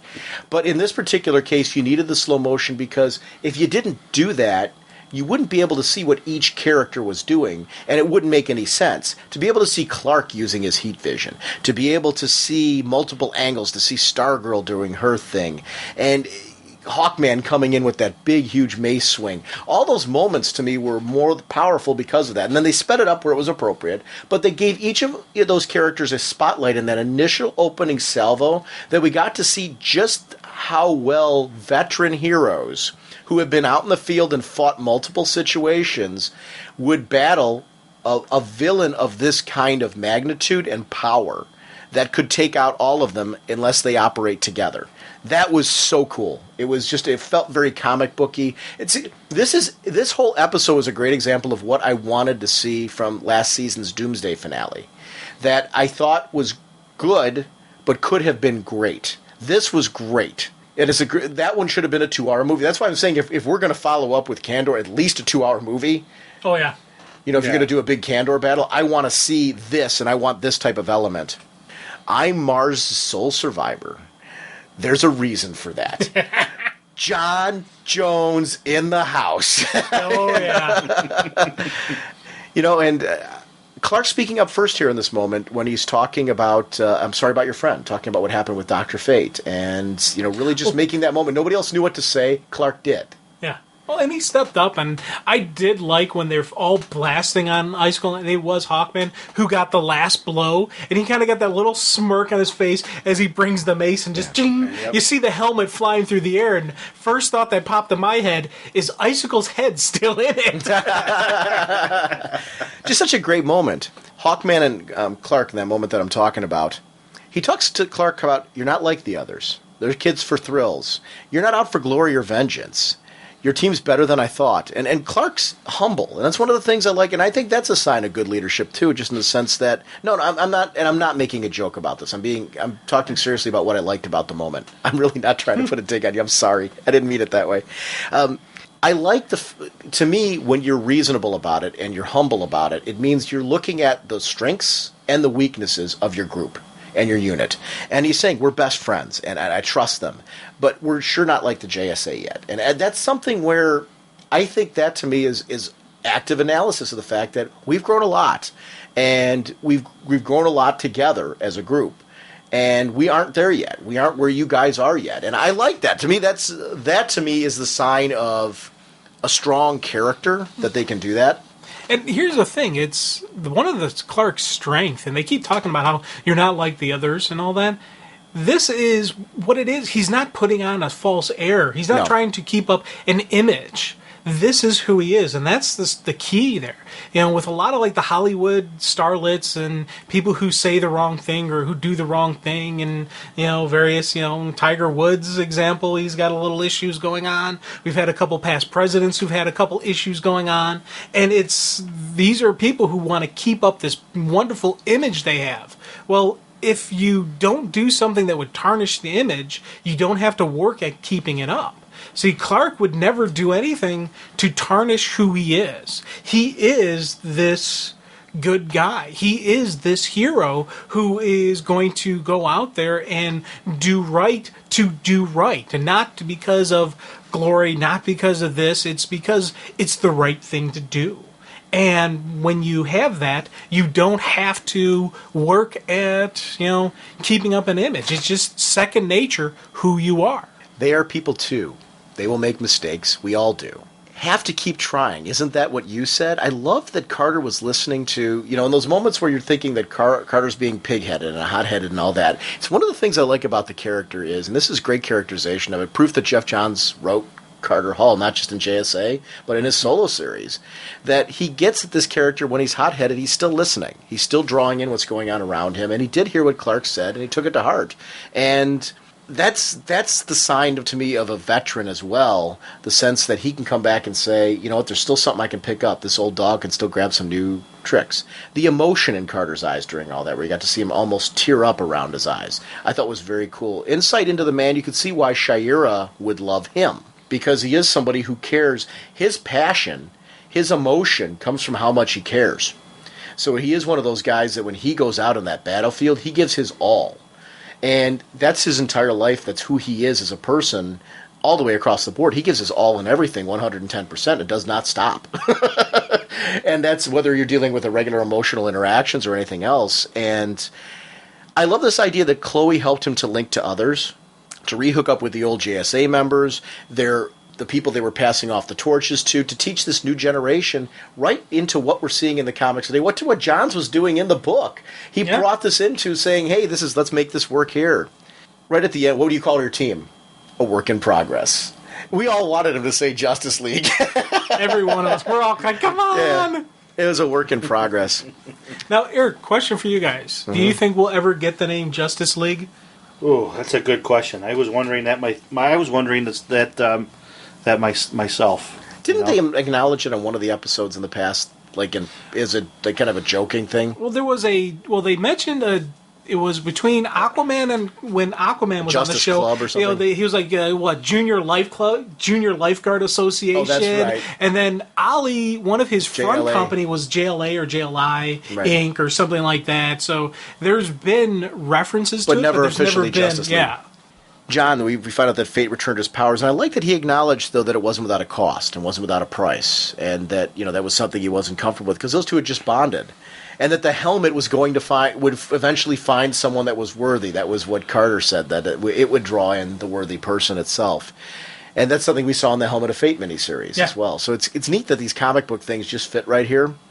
Chloe learned from Fate not to be like him, and I say that I like that that John was trying to say to her, I'm only saying this because I care. Do not become like Fate. Do not distance yourself. Do not fall down that path, because I see you heading there. And that's something where... And we get to see them kind of at the end, because we see Ollie show up, that whole little... I'm getting dinner and on a policeman's salary. I can't get it. And he's like, we don't have dessert on Mars, but I have grown to love these cookies. That little bit, I was like, yes, just his little chocos that we see from the comics, because that's something that's from his history as well. Here's something I started thinking about with Chloe. Because if you remember, earlier in the seasons when they introduced her mother is, crazy and, kind of out there. And Chloe was always, worried when they first introduced that theory. That's Linda Carter, man. She's never crazy. Well, the actress is awesome, but the character was. And the fact that when they introduced that, Chloe was worried about that, and that was something she was always afraid of. So seeing this connection to, Dr. Fate, who does eventually, who did lose it because of the distancing and all that, I thought that was kind of a curious, interesting note. Lois's front page story, and I remember when I saw that, I was like, why would you do that? I still didn't know what Waller was doing here. I didn't connect it. And the bit with Clark and Lois, I love the tension between the two and the relationship. Now, they've really built this up nicely. She talks about the savior, the sentient power, and Clark asks her, do you believe in fate, Lois? Only the kind that you make happen. And it's just such a cool moment between the two of them, just something that you can tell there's that tension, there's that, and that romance that's genuine and builds. I want to see them together at the end of this. Oh, definitely. I think it's a logical conclusion for this to go to. The death of Icicle, we talked about that already, but this is the reveal again about Agent Mercer. And it was just kind of a cool ending that this is all about Kandor. She was specifically set up these events in motion as a chess move to protect the Earth from Kandor, because they know they're there. They know they're coming. And obviously Mercer had already been in the field letting them know that, hey, this is what's up. And wow. Well, that sequence when Agent Waller eliminates Icicle, or we presume, now granted the room was, glowing red. I'm sure part of that was to keep his powers at bay. But also, one of the thoughts that went through my mind is, how the whole play of the only way that the Kandorians get their power is they have to reverse the sun from a yellow sun to a red sun. She talked about the coming apocalypse, etc., etc. So I maybe I'm reading more into it, but that's you don't know. It's one of those things. Well, as time will play out, and that's one of the things I'm digging about Smallville. As time plays out, little stuff like that is coming to fruition, and it's like, oh yeah, I remember that. So there's definitely. I'm glad to see we're seeing long-term planning and long-term thinking. They really. I'd want to think they have a solid end game. Going through it, and they're like, we got to lay down these pieces now. We got to build to this solid end game. Just to get a few listener comments in on this one. This is from Leslie Hall Trigg III. Just wondering what you thought of Hawkman in Smallville. I thought he was presented well as a leader, lover, and warrior. I could watch a JSA DCU spinoff from Smallville. Johns did an unbelievable job in making the JSA world expand. I could watch a spinoff too. Yeah. And it's funny, since they introduced characters, like when they introduced Aquaman, I'm like, I could watch an Aquaman show. I wanted that Mercy Reeves show to take off, because I'm like, what a cool concept for a show. That's where Green Arrow came from, because he was supposed to be Aquaman in that. And that's a pilot that's on iTunes that if you haven't seen it, it's worth downloading just to kind of see what they were going to do. I think it's a free download now on iTunes. I think they originally were charging, and then they stopped charging, I believe. Yeah. But it's a good way if you're interested in seeing what a Smallville spinoff might be like. That's one where I would love to see that happen, because I think there's a lot of characters that they've been introducing that would make a great spinoff. This is from Dave Jenkins.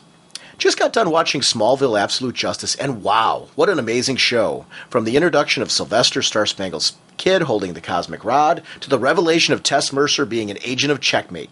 This show was fantastic. Stargirl's character seemed to be perfect. Hawkman was awesome, and Dr. Fate stole the show.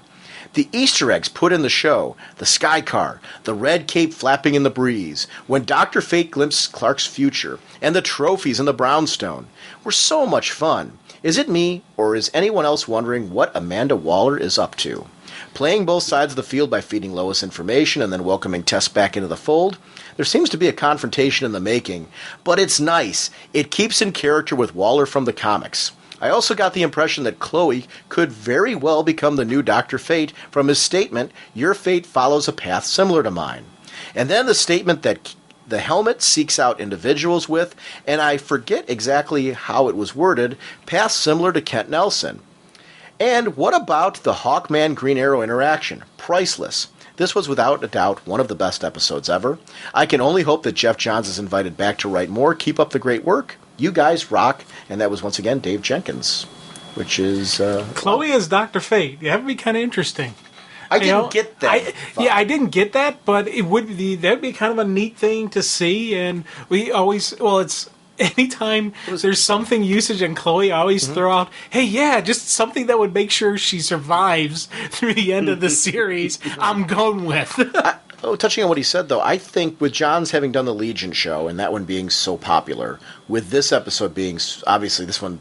I'm just going to make the assumption this one's going to be extremely popular with people. They had enough confidence in it, they made it a movie versus two separate episodes. And I think that was a brilliant choice. I can't imagine them not inviting him back. They'd have to be nuts not to. They'd have to be idiots. Yeah. And for me, being, like I said at the outset, this now makes me want to maybe explore more of the JSA. That's a sign of a good episode as well, though. And actually, honestly, I would recommend to people, if you're going to start on the JSA, go to Johns' run and just kick off from there. Johns was a part of... Is that the most recent one that's out now? That started with issue 1 back in early 07? My personal recommendation would be to go back to JSA series and start with the first trade from that and work your way through. Just because the John stuff was so good, it really does. I mean, I think you can start with this series because I know you did. Yeah, see, I did, and it worked for me, and I was able to. But part of the reason it has worked for me is because of your, talking with you and the other stuff we've done on the past stuff, on the past JSA. So I think you could probably start with the current run and go forward that way. But the only reason why I recommend it is the JSA series that occurred before this. It started off by James Robinson, who wrote Starman, and then Johns and Goyer took over it. So you get to see like some of Johns' early work as well in that series. He wrote Stars and Stripes and then came onto the JSA book, and it was kind of cool to see his interaction with these characters in this whole world straight on through. That series was so good, though, and so epic that it just, to me, I recommend it to people just because you're not going to go wrong. Yeah. And if you get hooked on them, then you're chronologically following them through to present day. I think that the stories are recent enough that they hold up extremely well to modern day. Because, I mean, that was recent enough in storytelling that it's got modern storytelling techniques and all that, so you aren't going to feel out of place. And they're really cool characters. I can't recommend it enough. And there were so many just great arcs in that series. Have you read any of those trades, Jim? The ones from that? Yeah, I've read, and I picked those up after going through the current stuff. I'm like, okay, I want more JSA information, and I went back and I got the JSA classifieds, and went through all of those, and it was just more and more information. I'm getting more and more into who and what are the JSA. So that's why I say I love the current series. But I still went back. I did it I started with the current series, but then I went back and I did go to that earlier JSA run, and I'm going through that as well now. But it's so either way, you're not going to miss out because you're still going to get a good story. I'm a JSA addict today, and that's why I'm saying I think if you read the first trade and you fall in love with these characters, you're going to want to read it all anyway. So you might as well do that. And so much of it's been traded that you're going to want to follow them straight through to today. Because I think a lot of the storyline that's going on today in the books right now comes off of this great society that John's crafted, and then it leads into this wonderful thing that they're doing today with it. I don't know. I just think it's kind of a cool journey to go on with the JSA characters. So that my recommendation would be to start. But like you said, you can start anywhere. So it's a fun book. Let's listen to this voicemail real quick. Hey guys, Don Sanderson, Orlando, Florida. How are you doing? Hope you're well. All right, it was inevitable. I had to call you after last night's Justice Society of America Smallville episode.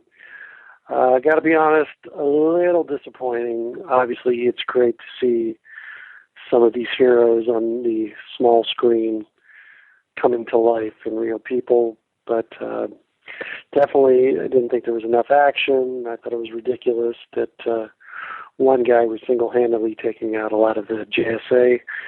As much as we all love Hawkman, I liked his helmet, but I thought the wings were kind of lame. I thought they could have done a better job on that. It's still open for a lot of future opportunity. Nice to see Martian Manhunter is back in action, but definitely too many JSA members being killed off in this episode. But anyway, I just wanted to get your take on it. As I said, I'm thrilled that they're even getting on TV at all, and hopefully this will spur Clark on to creating the JLA and taking up the mantle where he should be. Loved the little Dr. Fate seeing Clark's future with the cape flapping in the breeze. That was awesome. But anyway, that's my take on it. Hope you guys are great. We'll talk to you later. See you. It's funny, when he was talking about the fact that there was only one villain, that's something that, like Mordru, where they fought characters like Mordru, that's a villain who, they fought solo many times. Because he's that powerful, especially when Fate's magic's been involved, when the helmet's been taken over. So that was, I think that upped it with Icicle, when they were all in the same room together fighting Icicle. That was possible because of Fate Helmet. They needed to up the game to Fate's Helmet, make Fatesicle, so to speak, in order for that to work. So I agree with him in the sense that if it had just been Icicle versus all of them, I would have had an issue with it as well. But the second that he donned Fate's Helmet and was using that magic against them as well, that's where that was a game changer. Yeah. When that was definitely in there, so that worked for me. I thought the action for 2 hours was pretty well balanced in this one, because I did take this one as a marked contrast to the Doomsday episode. I mean, I to a certain extent, if I would love for this to have been a 3-hour thing and have these deep-rooted action, but there comes a point where they can't do Lord of the Rings. They've got to stop it at some point. So I thought this was a marked improvement. I think, as with any comic book show, you can want more action in it, but you have to get the storytelling and those drama moments between the characters I thought worked. Yeah, and one of the things I thought with about the killing off the JSA characters, one, the people when they were dying, it was a one-on-one fight. Right. And I don't know, I want to say Wesley Dodds definitely wasn't at his best. It's been a while, and you could see he was older and just not in his groove as much as Icicle was in the here and now. Now, Star Spangled Kid, that was another interesting fight that I liked how they did it, where it was Chloe inside the trash can, so you don't really see the action sequence. Because I can imagine that would have been another cool fight. But we later got that action sequence in Stargirl versus him, so we kind of saw how that fight probably played out. But she survived because I'm betting she's a little bit better shape, a little bit better, combat edge kind of deal. She survived because of him, though. You're talking about with Star Spangled Kid? I'm sorry. Right. Yeah. She survived because they, at that point in time, they had banded together. They had Green Arrow there. Right. They had Hawkman there. It wasn't just that situation. But to touch on one other thing, too, the characters that died are characters who are dead in the comics. Right. Who had died. Wesley Dodds no longer exists. He was in Blackest Night JSA as a character who had died. It's why I was thinking they were doing Sand when we saw that, Kent Nelson was kind of out of it. I'm like, oh, this is Sand, his protege, being haunted by dreams like Wesley was. And that's what we were seeing there. I didn't realize till we saw the helmet in the bag that that's who it was. So they took characters that had died in the comics and used that versus going crazy and killing. I would have had an issue if they killed off Hawkman. Well, we've seen him die before, so I suppose I would have let that go. Star Spangled Kid, great example. If they killed Star Spangled Kid in this, I would have had a big problem. I'm sorry. They did kill Stargirl. Well, no, because she introduced. I know what you meant. She introduced herself as Star Spangled Kid and Stripesy when she was talking to Chloe. Yeah. That's I'm still on that particular sequence. No, Stargirl. Yeah, I know. Sylvester Pemberton has died in the comics. I know we've got a Star Spangled Kid in the comics now, where we had him come back during the whole Final Crisis, Dark Side Club bits. But it's still he had died. That character had died. So that's something Johns is really pulling from comic history with those characters and the fact that they are dead in comics. So that was something that, for me, I was okay with because of that. And it added a sense of drama. I liked the feeling that there was JSA members around the rest of the world, and the deaths of the two drove Hawkman to say, we've got to do something. Hawkman and the other JSA members say, we've got to do something, otherwise these characters are done. They're the legacy characters that are still out there. The long-term history characters still out there need to be in there. And that was something that worked for me. I do agree with him 110% about the cape. Because it's funny how such a small sequence of events can just charge you up and excite you. And he's right, it's good to see these characters on television, that they're not making up fake Smallville characters to do these sequences. We can pull from DC's rich history and bring these characters in. It's funny how I wonder if I didn't... Did you guys, prior to the episode, because I want to touch on what he said about the looks and the costumes and things like that, did you guys, prior to this episode, see the costume images? I saw some of the pictures. What about you? Yeah, just what was actually posted on our forum is the only things I saw. What did you think of them when you saw them initially? I'm talking about not in the episode. The images, the still images you saw. Did you like them? Were you put off by them? Where were you on them? I thought they were good. Okay. I like the kind of if you updating, modernizing somewhat. I have no. Yeah, I really didn't have a solid, oh my god, this is good, or oh my god, this is bad. I did like the fact that Carter wasn't bare-chested. That's always just something that I want to see him. I like that armored type, leathered armor look that he has in Smallville. I like that over the bare-chested Hawkman look. I wouldn't want to see that in the comics. I think it works. I actually would. I'd be okay with it. I so would not. You're not allowed to suggest anything to anybody in Hawkman comics. Now, going back and saying that I liked it on television, it worked on television because you'd have to get a guy who's huge to look like Hawkman actually does in the comics, and that's where it works for Hawkman. Like, he just looks really impressive that he can walk around swinging that mace in that outfit that he wears in the comics. It works in the comics. It wouldn't work on television. And on television, the outfit that you're talking about, for the reasons that you're just stating, I like seeing that on television that way, and that did work. When I saw the image, because I guess I'm a purist, I was like, I don't know about the Hawkman look. I'm a little torn. I was glad to see that he was going to be on the screen, so I was giddy and jumping for joy. Now, in practice on the episode, saying what I said, and maybe it's because I walked in, I wasn't, obviously, as I commented on this episode, Fate's costume I was a little off on. Seeing all these things when they were put together and in action, like that slow motion sequence where Hawkman's swinging down with the mace and all that, I'm like, oh, that's really beautiful. I like that. I was really into the whole thing. So what I'm saying is the still images, in my opinion, didn't do justice to what they did in practice with it on the screen, how they used special effects and great use of camera shots to take these costumes that looked hokey to me in still images and made them so believable. It worked. It worked. One of the things I did like, just talking about Hawkman, is in the show, a lot of times there were a lot of sequences where the wings were detached, and it was just him walking around in his the breastplate, and not even the street clothes, just when he's in the breastplate with the helmet off. Those kind of sequences. I thought that was kind of cool. That he was at the home, he was at the brownstone, he was relaxing, he was having his heart-to-hearts with Clark and all that, and I thought that kind of fit very appropriately to a realism and a real world type of deal. Right, because people walk around all the time wearing breastplates and chatting with others. But I think I'm kidding. I'm kidding. I'm just picking on your breastplate obsession. Hey, breastplates and no tighty whities, man. No shorts. We need pants. Jim's fun to watch pro wrestling with because Jim will throw a fit whenever the guys have an outfit that they just have the quote-unquote tighty whities. So you're right, the breastplate kind of fits your issue with that. Yeah. I will say I totally agree with you on the breastplate on the episode. I think it worked because you needed to give the actor some kind of bulk to him. That really worked at that point. I was surprised at how much I liked the Hawkman the Hawkman outfit in the episode, because when I saw the still images, I was kind of underwhelmed. And when I saw it on the show, it worked a lot better than I thought it was going to.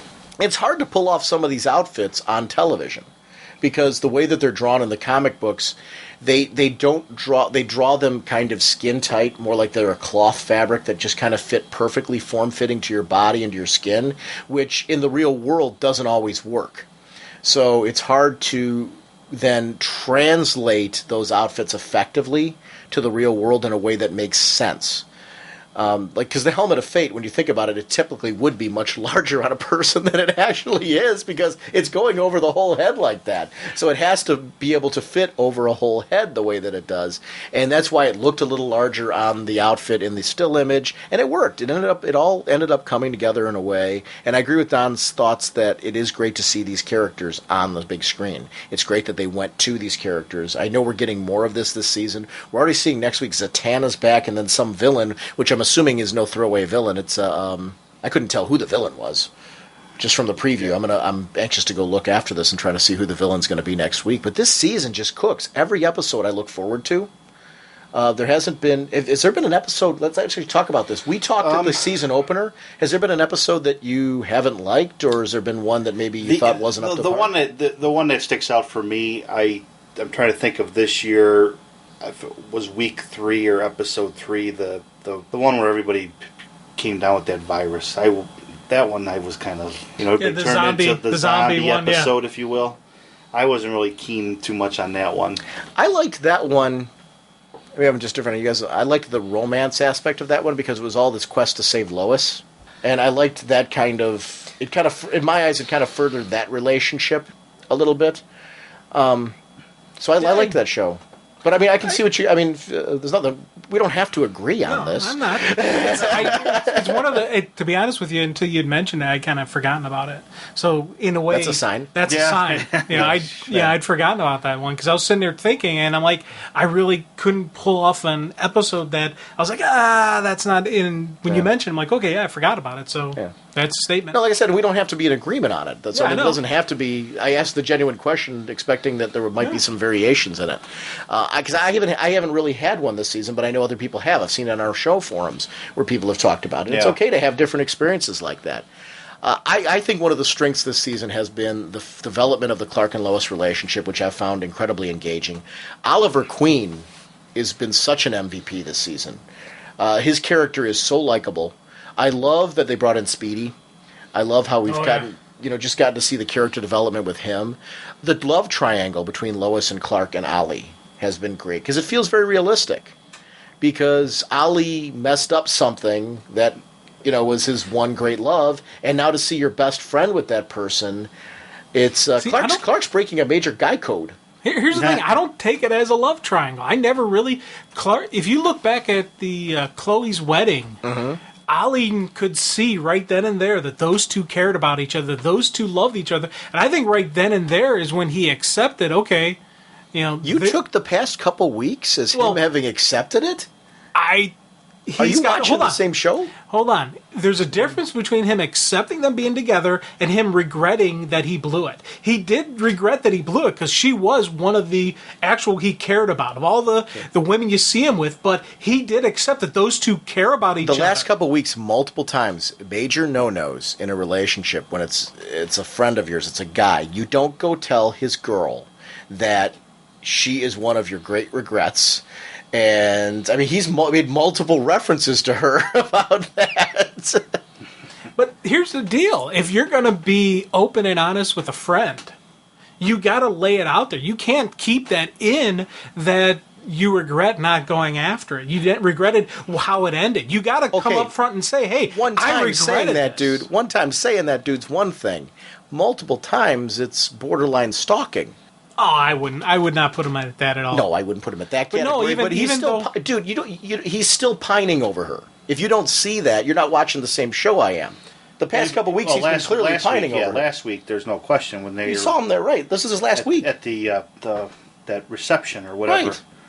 Right. There's still regret. Right.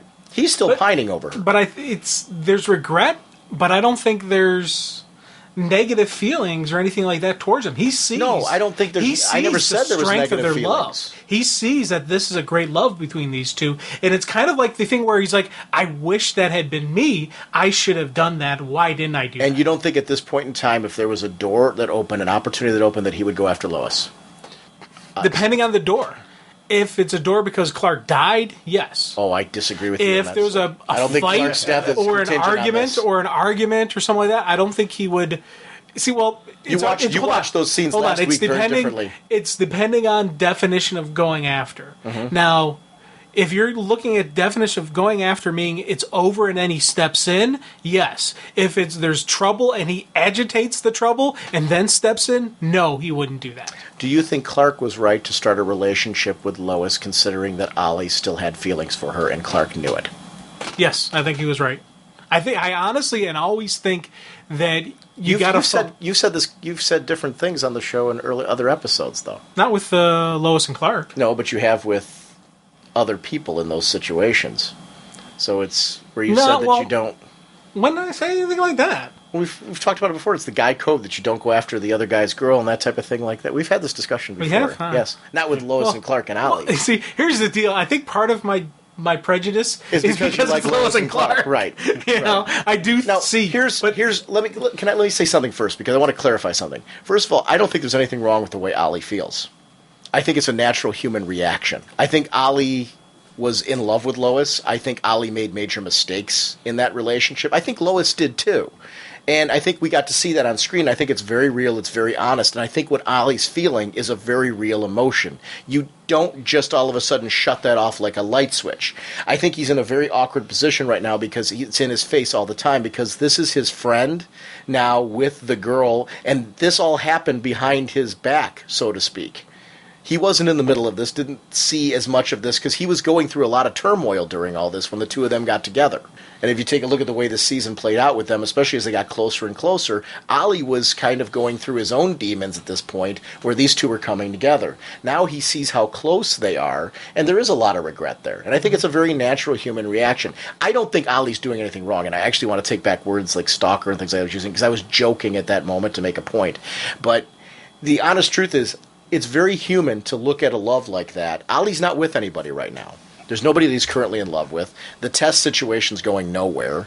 Mia's not that kind of relationship. Mia is more of a trainee, he's the mentor. He's friend. Yeah. This is a student to his sensei at that point, which, I mean, it's interesting to see the two of them like that. I think it's one of the strengths is actually the relationship between Clark, Lois, and Ollie.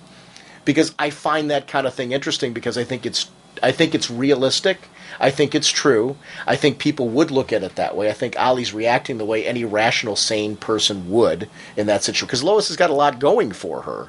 You're not just going to turn that off, especially when he's admitted he's been this playboy who never loved anyone else except for this girl. This was the one that he got serious about and didn't know how to deal with that. So a lot of regret that makes him feel a certain way. I think Lois returns a certain amount of feelings in the sense that because they had a close relationship and because she had such strong feelings for him for so long, she cares about him, she looks out for him and things like that, which can often send mixed signals, which I think is also realistic as well, where there's times where I think Lois will say things to him that she's saying out of concern that leads him to believe certain things. And that's where I think the relationship is so human and so real, and I think it's great writing. There was an episode, I don't know if it was earlier this season, where Clark and Ollie have this little conversation on the front porch at the Kent farm. And Ollie does, I think, realize that Lois really is starting to go for Clark. Big time. Big time. And, you know, honestly, going along with what you're saying, Jim, it's not a true love triangle in the sense that it's only a love triangle if Lois is returning the feelings to Ollie. Yeah, Lois is clearly with Clark and clearly interested in Clark or the Blur. If there's any kind of love triangle, it really is Clark and the Blur and Lois. But on Ollie's end, he is pining over the woman that he used to be. So I guess maybe going back to what I said in the beginning, love triangle is probably not the right way to term this, in the sense that Ollie is still in love with Lois. I firmly believe that. But those feelings are not returned. See, here's a weird thing. On one hand, I do want to disagree with you. On another hand, I don't. Okay. And it's the way I look at some words like pining and all that. I don't see Ollie as pining over Lois. I do see him still being in love with her, but it's kind of like that connection where he knows this was one of those great ones. You know, you have these great loves in your life that you're always going to have a piece of. You're always going to have that feeling towards, and you're always going to have that connection, desire, and or whatnot towards them. But it's not, I don't see it as he would ever try to take away Lois from Clark. I agree with that. He would always. I think that he respects Clark too much. Yeah, and that's kind of the guy code. I think that's where the guy code comes in. You don't want to steal from somebody else. Now, if I Clark think if pushes, Lois, I think though, if no, I don't think if Clark, I don't think he would do it. I think if Lois came to him and said, "I still have feeling," even with what the current situation right now, if she were to come on his doorstep and say, "I still have feelings for you. I haven't been able to stop thinking about you," something like that, he would jump at that in an instant. And I have to say that he would. It's human nature. That's a toughie because I think he'd feel guilty because of it, because of the guy code. But I think he still would. You don't look at a girl. You don't look at. I'm a guy. You don't look at a girl the way he was looking at her and not be saying to yourself, if the opportunity presented itself. I don't think he would actively seek her out because of what you said. I think he has a certain code of honor to himself. That he, and a certain, forgetting even code of honor, he has a certain amount of respect for Clark that he would not do that. But if Lois gave him any indicator that there was still something there, I can't believe that he wouldn't act on that. Not the way he was looking at her last episode. Maybe. Still, I can give you that. But it's not even just a respect to Clark or the guy code or anything like that.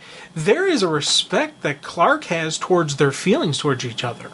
Ollie, that was like at the wedding, and then a couple other times when he's talking about those two being together. Mm-hmm. He has the respect for that feelings they have towards each other. That's why the other reason why I say he wouldn't go after that, because of that respect. Now, if Lois came up to him and said, "I've always cared about you. You're the one for me. Let's get back together," he'd probably, I would think he would probably kiss her and then say, "Well, what about Clark?" and then kiss her again.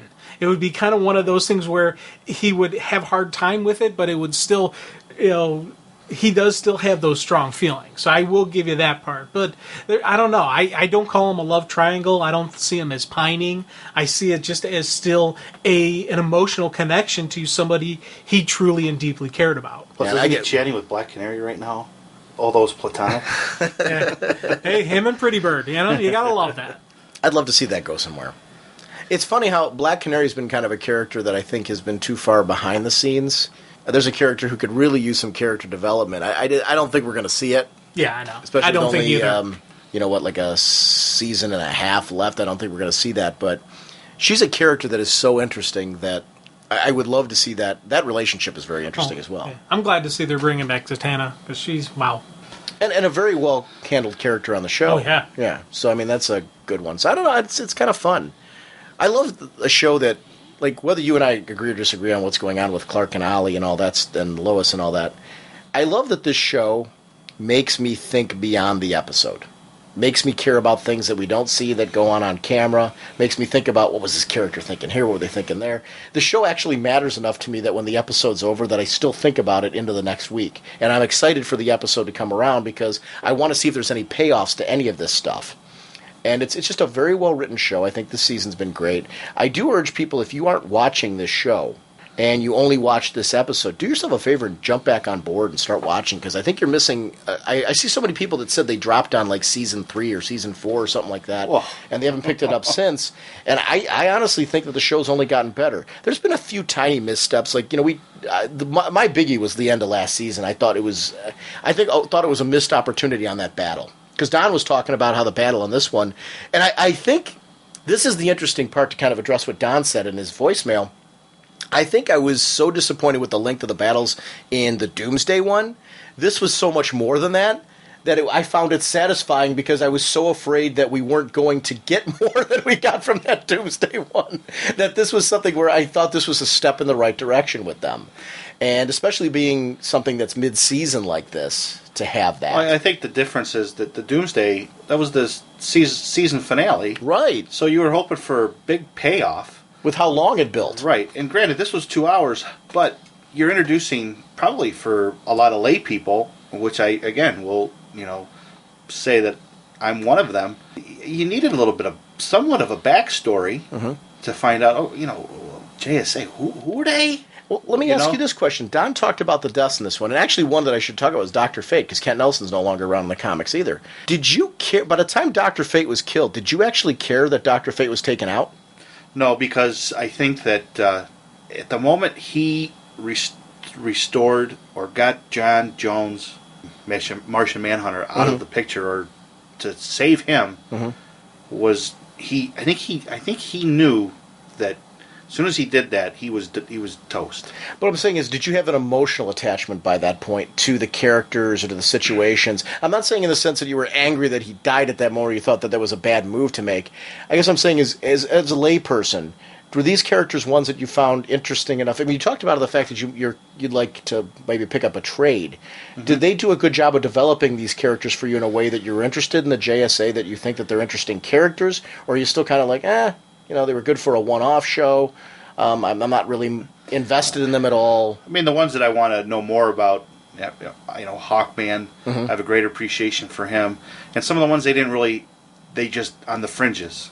The Golden Age Green Lantern, Golden Age Flash, those... So you actually want to see who those characters are, more than the ones that you saw on screen that you got kind of a complete story with. Yeah, exactly. That's kind of cool, actually, though, that they gave you enough little tidbits on them that you...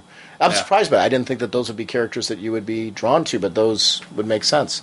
It's kind of cool. It's good. Well, Chris, I want to thank you for joining us for this marathon, because for us, this was we watched the episode...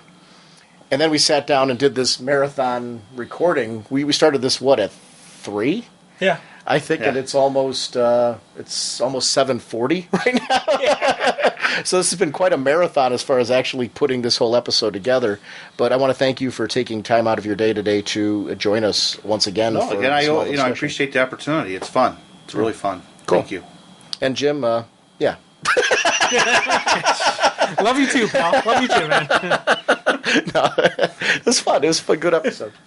Great molecules! They're programming the computers for a chain reaction to blow up that atomic pile! As I mentioned at the start of the show, our next episode is going to be the Raging Oscars. Jim and I have been working hard on this one. If you have some entries and some thoughts and things that you want to have on that episode, you can still email them to ragingbullets@gmail.com. Please do it over the next couple days. If it doesn't make the episode, though, we'll be happy to chat about them on a show right afterwards. So voicemails, anything that you want to call in, and any thoughts on what was the best of 2009. This has been a really interesting process, because 2009 I thought was a stellar year. So to try and put things into kind of a hierarchy or some form of order was really difficult for me. So I can't wait to have this discussion, because I'm sure spinning out of this is going to be a lot of things where you might have had different thoughts than me, you might have different thoughts than Jim, because I have no idea what Jim's list is going to look like. I'm really looking forward to talking about this, because I think it's going to be a great way to talk about a lot of different comics and a lot of different happenings. So that's the Raging Oscars. That's going to be in Part B on this, and I hope you guys are looking forward to that one, and then you enjoy that episode. Our sponsors for this episode, DCBService.com. As I mentioned, you can get Absolute Prometheus hardcover Volume 1 and Volume 2. If you get both of them, you've got the first 24 issues of that series in those wonderful oversized volumes. Regularly $99, 40% off, only $59.99. That's a great deal if you're into Absolute editions. To get them at a discount, it's close to 2 for 1. You're really getting like $20 more, and you've got 2 of them. So it's great. It's a cool shot for that one. InStockTrades.com, our sponsors over there, JLA Avengers, episode 99. We're being joined by Ken Hare to talk about this mammoth crossover. It's going to be a 208 pages, Kurt Busiek, George Perez, the once-in-a-lifetime crossover that brought 2 super teams together and rocked the comics world, last available in trade paperback. The entire 4-issue co-publishing event between DC and Marvel. And it does have this introduction from Stan Lee and Justice League of America editor Julia Schwartz. So it's kind of a neat little book, and it's something that we're going to be fun to talk about. Great chance to talk DC and Marvel on the show. It's been one of the requests that we've had since we started the show, and we just never got around to it, was to do some of the crossovers between DC and Marvel. This will be the first offering where we get a chance to do that, and I'd like to visit again some point in the future. But that's InStockTrades.com. Don't forget to check out the Summit City Comic Con. That's SummitCityComicCon.com, May 22nd. Our friends over at DCB Service and InStockTrades.com are putting on that event. I also want to note that we are going to be at C2E2, Chicago's convention. That's April 16th to the 18th, and they keep updating that guest list. They just updated with another 10. This time was all female creators. Gail Simone's going to be there, which for Jim and myself was like, woo, yeah, hoorah moment. But the guest list is insane, and they're adding to it every week. And I think what they've been doing is staggering releases as far as who the guests are to get people excited every week for what. And if you've been to the New York Comic Con or followed the New York Comic Con, you know that when they do these events, they really invite an intense amount of guests. They're looking for this to be another version of what they were doing in New York, in Chicago now, and I'm really excited for this particular con. Jim and I are both going to be there. If you're going to be there, we've got a thread going in the forum. Love to know that you're going to be there. I'd like to eventually get a list together of phone numbers and things like that to hook up with you. It looks like we're going to have a table there, which is going to be really exciting, so we'll give you more details when everything's finalized, but that's C2E2, Chicago's event. That's C2E2.com. Definitely check that one out. There's a link on RagingBullets.com to that event as well. Besides what I was talking about in 197B, 198 is going to be the rest of Preacher, and we're going to be doing some new comic content. We'll do an AB on that as well. And then 199, we're going to be jumping back, as I mentioned, with JLA Avengers, and then on to 200, which is the greatest DC Universe stories of all time. So we got a nice lineup going. We're all set for the road to 200, and we're getting close to our 4-year anniversary, which is going to be really, really cool for Raging Bullets. That's in March. So cool stuff coming down the pipeline, and I want to thank you guys for listening. We will see you in a few days with the Raging Oscars. Bye!